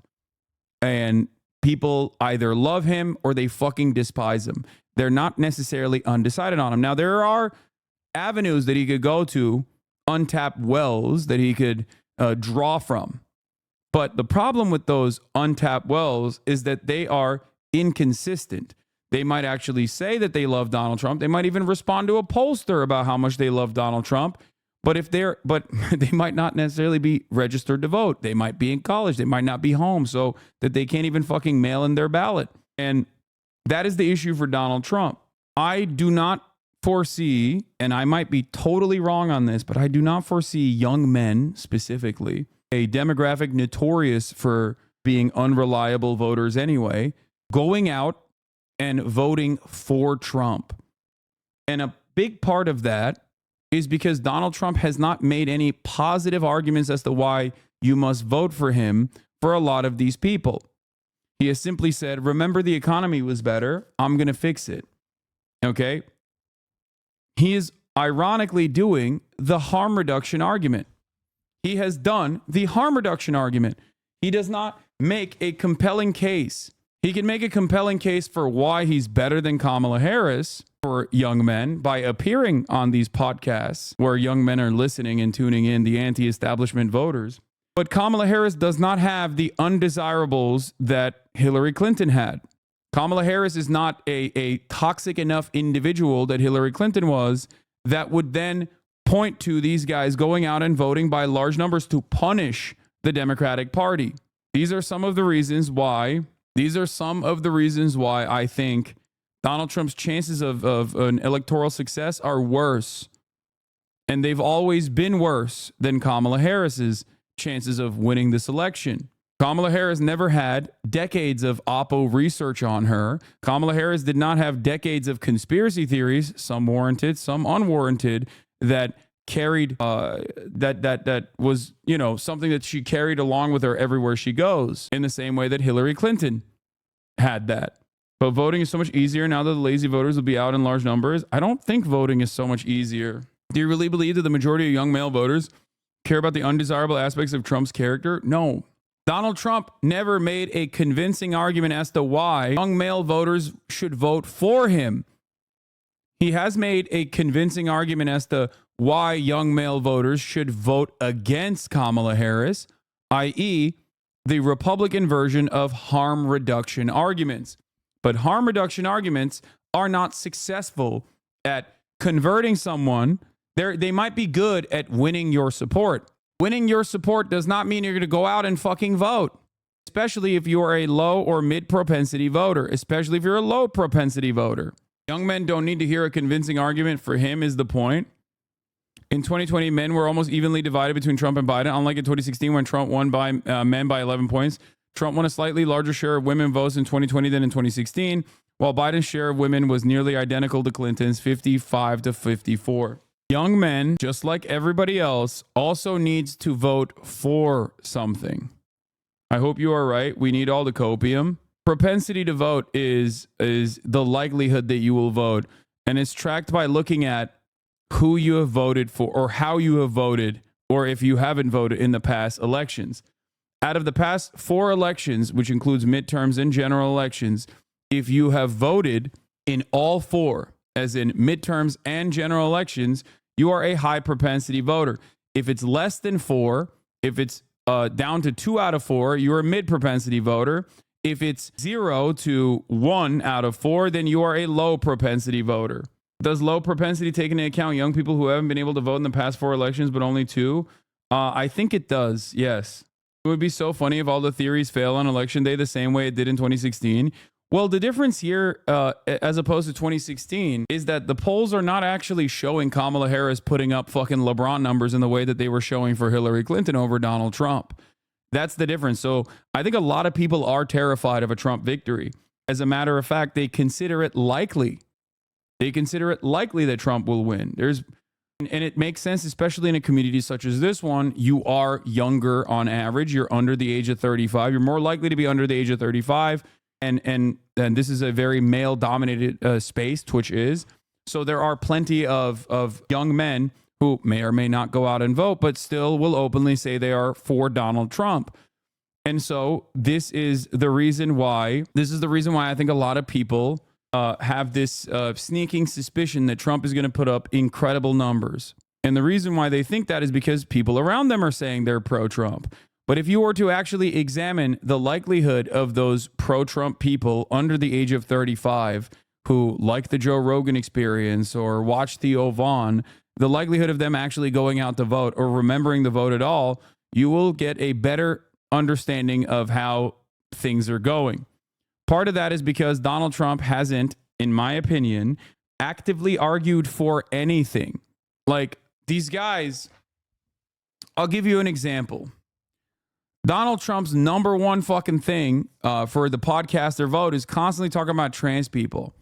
There has never been an election where people put trans people and dominating them and dominating their lives in the top 40 fucking priorities, okay? It does not track. Like Israel, Gaza is infinitely more important than that. Gun control or, having access to guns is infinitely higher of a priority if you're a Republican, right? Protecting your guns, your arsenal of weapons is an infinitely higher priority for Republicans. Nobody gives a fuck about trans people. People don't know enough trans people, okay? They don't think about trans people at all. Most normal people do not ever think about trans people. But we are deluded by what we see on Twitter because all the fucking crazies get highlighted on Twitter. If you were to look at Twitter or if you were to look at your YouTube algorithm or if you were to think about your coworkers that are mainlining, insane right-wing podcasts, you would think that's all people care about. Everyone is a Matt Walsh supporter. This has never been successful in terms of turnout and in terms of how people vote in any of the last elections, whether they are the midterm elections or whether they are the general. As a matter of fact, it has been remarkably unsuccessful in the last midterm election in 2022. So the more they fucking talk about trans people, the more people just go, okay, whatever, who cares? It doesn't actually cause your podcast watching coworkers to go, hell yeah, brother, I'm actually voting specifically because Donald Trump is going to kill trans people or Donald Trump is going to forcibly reverse gender surgeries. No one does that. The people that believe that are most likely not going to vote. Okay, they're fucking crazy. Do you understand? Why are there still insane amounts of anti-trans legislation, though? Because the party needs to do busy work. The Republican Party, that is. And this seemingly for them is busy work. They're like, oh yeah, we get to fucking dunk on a marginalized group that, you know, that is virtually helpless and with no way of like fighting back. And it's a good way to signal our vices that we're doing something different. It's like their version of Dems banning random tobacco products. Kind of, yeah. It's just significantly more consequential for the trans community than it is for people who like mango flavored vapes or whatever. Why do you think Trump has been talking about trans people, Dan? Has he just lost the ability to read the room, or is he just going with what the think tanks are making up? I think Trump goes out. I mean, there was a point I remember so vividly when Donald Trump was like, you guys love when I talk about trans people. You like it more than the economy. And the room was like, hell yeah, sir. You're right. I think he's just going to these like donor meetings or going to like his super fans, and he's seeing how much they fucking cheer for the trans shit. And he has in his corner a bunch of people who are fucking stupid and love the podcast circuit. He has Elon Musk. He has JD Vance. He has Don Jr. He has Laura Loomer. These people are fucking stupid. They don't know anything. They are also primed by the echo chamber that they have cultivated. They have mistaken, and this is something that I keep reiterating, okay? They have mistaken the algorithms for reality on the ground. It's a big mistake. They've done too much internet, okay? They have done entirely too much internet. They've gotten gross and they've gotten weird. The average American does not care about this shit. They care about putting food on their table. They care about having a stable job and potentially being able to, one day retire. That's what they give a shit about.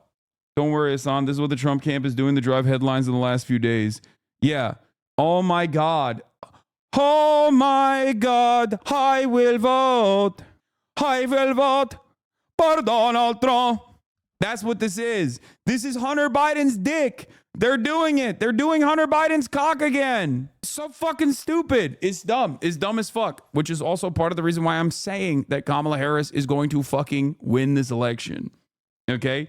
In spite of her also equally dogshit campaign. Like, this is so fucking stupid. It's so stupid. What an idiotic way to fucking run a headline. What an idiotic way to try to change the fucking campaign narrative in the last couple of days.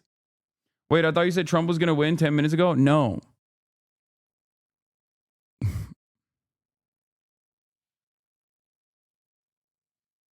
So you predict Kamala? I have been saying that I think Kamala Harris is going to win over and over and over again for the past couple of months. I still, however, am unimaginably upset with how dogshit of a campaign that she has run. Okay? I've said it over and over again. I told liberals in the chat that were coconut pilled, fear not. I think she's running a dogshit campaign, especially post DNC. It's just been awful. Like, it's been a sequence of fucking L's over and over and over again. And yet I still believe that she has a likelihood to win. Now, that likelihood has dropped. Think you've fallen for one here? What do you mean? My goat has spoken? What are we even talking about here? When I think about my kids and my family and how they will grow up, the choice is clear to me. Vote Kamala Harris. Together, it was awesome. All right. Heck yeah, it's cool. Black guy. That's one of my buddies. We had fun. We carved watermelons together. It was awesome. No, I'm not a racist. You did say they will snatch defeat from the jaws of victory. I said never underestimate the Democrats' capabilities of snatching defeat from the jaws of victory. If you look at the fucking polling for the past couple of months and the momentum in the direction of Donald Trump, you will understand that I'm not wrong for saying that. The Democrats, I have said over and over again, are slated to win in spite of the Democrats, okay? In spite of the Democratic Party's best wishes The Democratic Party is desperately, seemingly trying to fucking lose. It makes no damn sense. The problem, however, for them, even though they are trying to lose, is that there is a lot of animosity towards Donald Trump, and that has not changed. This is the third Trump referendum, okay? The third Trump referendum now. It is basically turned into a Republican primary at this point. So you want Trump to win? When have I ever said that? When have those words ever come out of my mouth? I can make stuff up about you as well, like you skipped the gym today. I finally got your attention. Okay, thanks. When you sang the song, yeah, dude, the fucking earworms that I have. I will vote. Oh my God, I will vote. I will vote for Donald Trump. They're taking black jobs now. The whole country's going to be like, it'll be like Detroit. A lot of it's about the genes, isn't it? Don't you believe? They're poisoning the blood of our country. Troublemaker. These are troublemakers. Look, I love the old days, you know? Do you know what they used to do to guys like that when they were in a place like this? They'd be carried out on a stretcher, folks. Like to punch him in the face, I'll tell you. Now, if you had one really violent day, like one rough hour, and I mean real rough, the word will get out and it will end immediately. But we're going to indemnify police officers and law enforcement from being destroyed by the radical left. You're changing history, you're changing culture. Of course I hate these people. And let's all hate these people because maybe hate is what we need. God damn. My goat. He's so good. He's so good at running campaign ads. He's literally better. He's literally better than the entirety of the Democratic Party at running a fucking campaign ad, dude. He's the goat. Once again, he's the fucking goat. He has demonstrated his goat status once again, dude. Listen, we might be at odds sometimes, okay? But my God, LeBron, what have you done? LeBron, he's done it again. He did it again. Swung the election in favor of Kamala Harris. Straight up. He knows what white supremacy looks like, okay? He's played against the Celtics many times. He knows what it looks like. He knows what it feels like in his bones. People doubt him because they're Klansmen. People say stuff like MJ better. Again, crazy. The problem is the right will just set it to different music and use it as a hype video. Yeah. But his brick better, to be honest. Okay, dude. Kamala will absolutely lose. She's neck to neck in PA, and Democrats usually need to be a couple points ahead to win. I know polls have tried to account for that since 2020. However, I don't think it's enough. Historically, Trump has been underestimated, and if the Democrats don't have a change in policy, they will lose. What do you mean change in policy? There's no change in policy coming. There's 4 fucking days out from the election. Are you crazy? This is putting me at odds with LeBron James because I already wrote in LeBron James as who I was voting for as president. Instructions were unclear. Now it seems like my goat has spoken in favor of Kamala Harris, but it's too late for me to change my decision because, like I said, I already wrote him in for president. I think he would do a fantastic job. He can win if you all vote for him, if you all write his name in. I thought you were riding with Biden. Yeah, no, I was lying this whole time. Anyway, let's move on.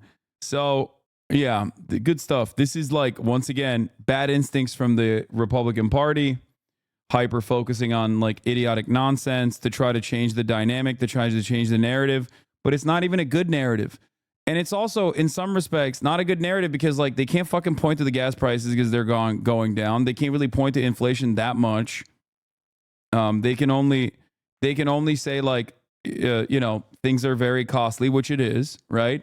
And with no actual solutions, and the only solution that Trump has presented being fucking tariffs, which Kamala Harris obviously directly pointed to as a massive sales tax across the board. Good luck to Donald Trump in the upcoming election. Republicans are psychotic. Kill Obamacare now. Yeah, that's great, man. Good shit. I'm sorry, but anyone citing 2016 is talking out of their fucking ass since everyone was wrong. All the models will try to account for Republican undercounts. If anything, we may overestimate Republican turnout, far more likely than an underestimation. This is also I mean, if we're talking about like post-election, this is the type of shit that's like really scary. Chuck Schumer saying he's going to adopt the IHRA definition of anti-Semitism and like sneak it into a bill. Very scary. On the one hand, you have Project 2025 and like the Esther project or whatever that Heritage has put forward, which is like basically a way to like creating a fucking task force to specifically go after people who have hurt Israel's feelings. You know, that kind of thing is genuinely terrifying. There is no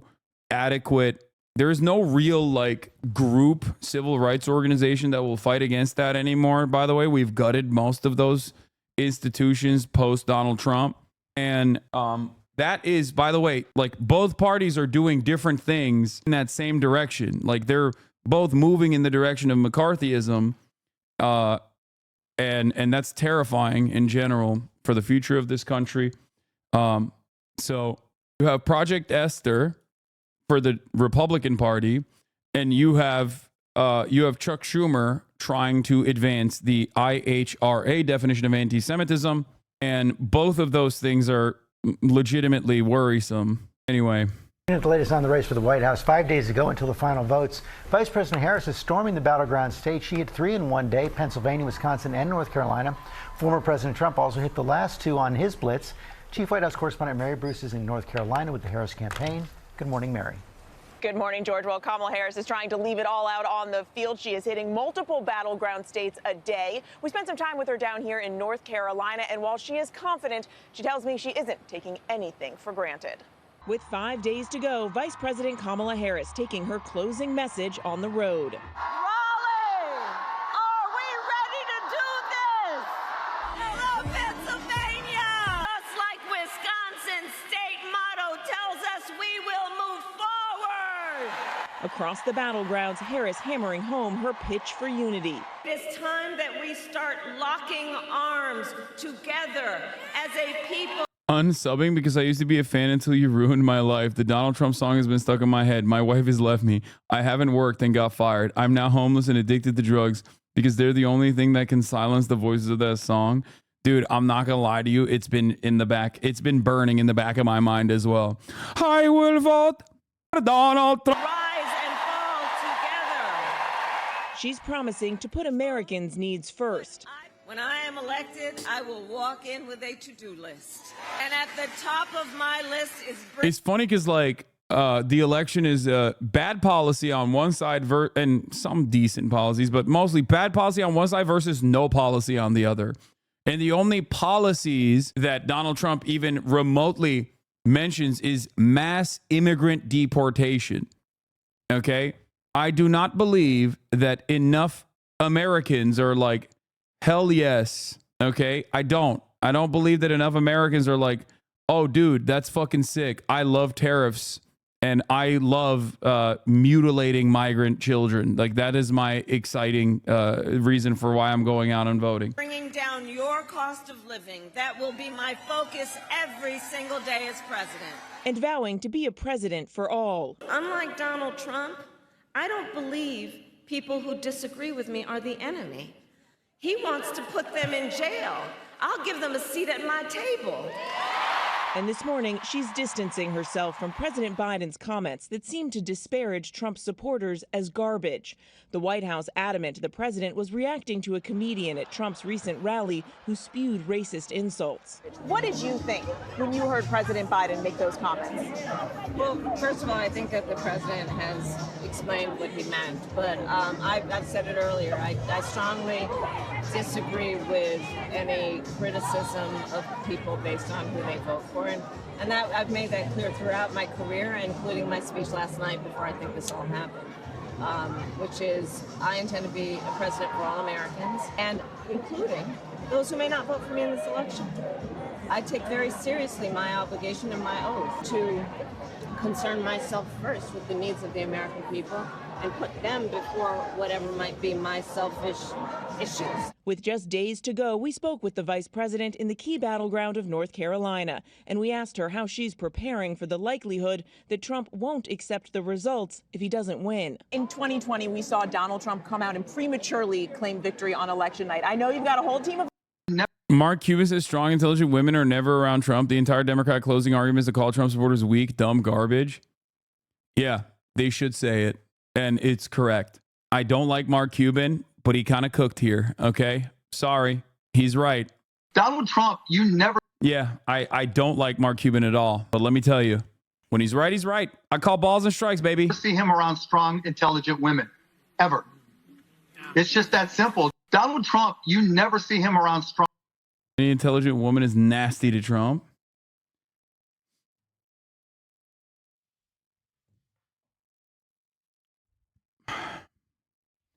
Why don't I like him? I don't know. Look at him. He's a billionaire sitting in his fucking private jet. That's like one of the first reasons.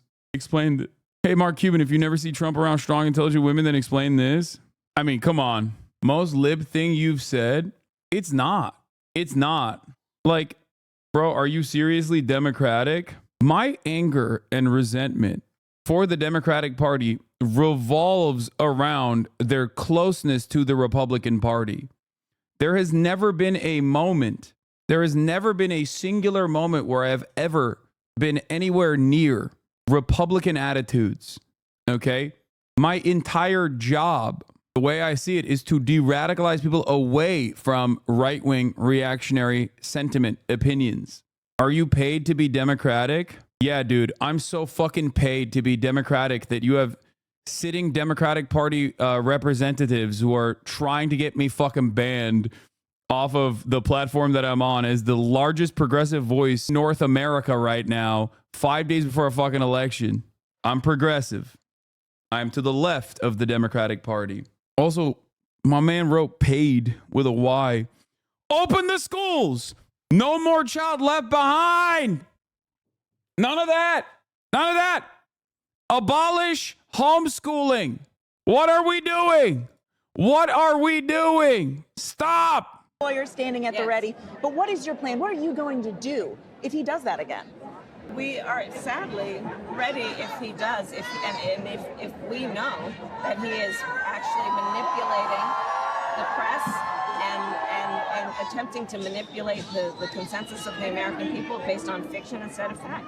We're prepared to respond. Are you concerned he's going to try to interfere again with the certification of the election results? What will you do then? I don't know. I think he is capable of anything as proven by what he did on January 6th. Now, after blitzing the Rust Belt yesterday, Harris is out west today in Arizona and Nevada.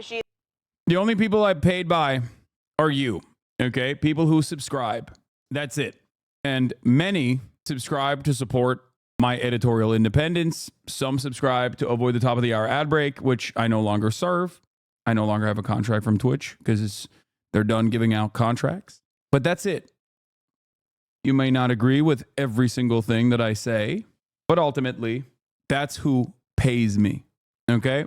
Benign Burger. Thank you for the 50 gifted subs. Base Silly, thank you for the 10. Tech Slug, thank you for the 5 gifted subs. Does that mean I don't have to subscribe anymore? I mean, if you don't want to, you don't have to. You've never had to. Barry Balls, thank you for the 20 gifted subs. Son, I love you, but what are we going to do to replace ad break debates? I don't know. I haven't figured it out yet.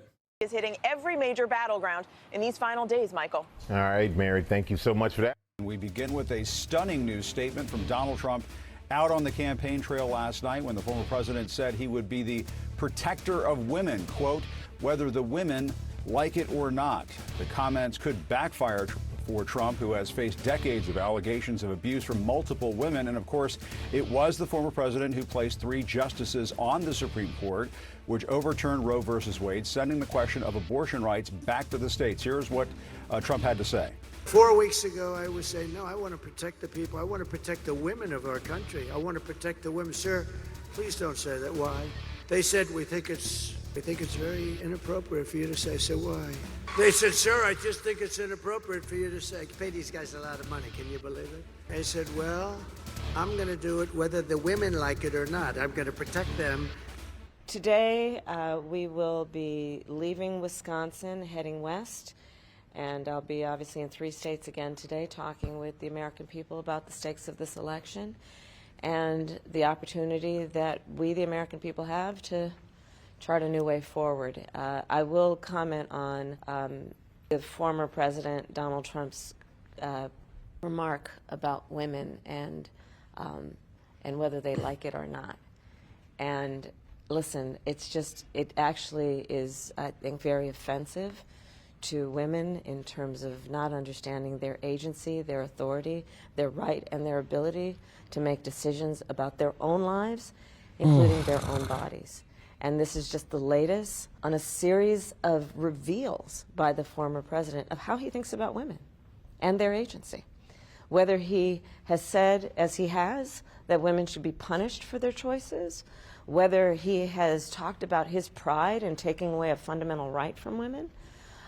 Trump was watching Kamala Harris's live reacted to Kamala Harris's fake news conference. All lies. She's desperate, but more importantly, she looks totally exhausted. She should rest now and leave the campaigning to me.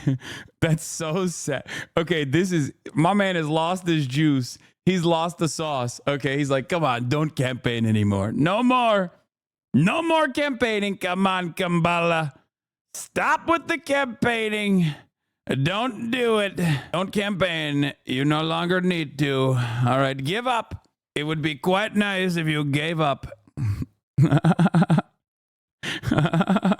It's not even a bad statement from Trump. Lots of women don't support abortion. He's just uniquely an awful person to deliver it, Lamau. Like, it's so funny to be like, our strong message our strong closing argument in this fucking campaign cycle has started years ago because Donald Trump unceremoniously threw his hat in the ring because of fears that he was going to get prosecuted. Much longer than like normal campaigns as a consequence of Trump starting early is now coming to a close with the last message being, we're suing CBS for $10 billion because they edited Kamala Harris, a thing that every outlet has done for Donald Trump over and over again. We're also saying that Kamala Harris yawned, so she's lazy and tired. And maybe we could just get come on, please forfeit and let us win as a last Hail Mary, last second Hail Mary. Great stuff overall. Whether it be how he has actually... The cope from both sides is an all-time high law. I don't think it's cope on the... I think that there are a lot of Democrats who are terrified. I would say most Democrats are worried. Most Democrats who have voted for Kamala Harris, who are excited to vote for Kamala Harris, who want other people to vote for Kamala Harris, are legitimately worried about the prospect of this election. Created a situation in America where now 1 in 3 women lives in a... 30% of women do not support legal abortion. That is objectively a lot of women. That is objectively not a lot of women. Okay. Like, what are you saying? That is, you have described a minority. I never said no women support abortion. Or, I mean, no women are pro-life to a degree where they would actively vote against a candidate, actively vote against a fucking candidate that is saying they want to restore Roe v. Wade. There are plenty of women in the pro-life movement. It's just there's not a lot of people in the pro-life movement in general in comparison to the pro-choice movement. There are a lot of people who are pro-life and still don't think that the government should interfere in the affairs. For example, Bro just says 60 million women isn't a lot of women. Yes, because 70% of women are in favor of defending Roe v. Wade. 70% of all people are in favor of defending Roe v. Wade. 75%, as a matter of fact, even larger than that. There is, we ran through this yesterday. Where I talked to Alabama chatters, Alabamians who were like, well, my coworkers are fucking so anti-abortion, I think you're wrong. And I was like, nope, there's not a state in this fucking nation from sea to shining sea where anti-abortion, abortion restrictions are reaching majority support. Not a single one. Hasanabi arguing with chatters why 70% is larger than 30%. What the fuck is this timeline? I know. Damn, this guy's good.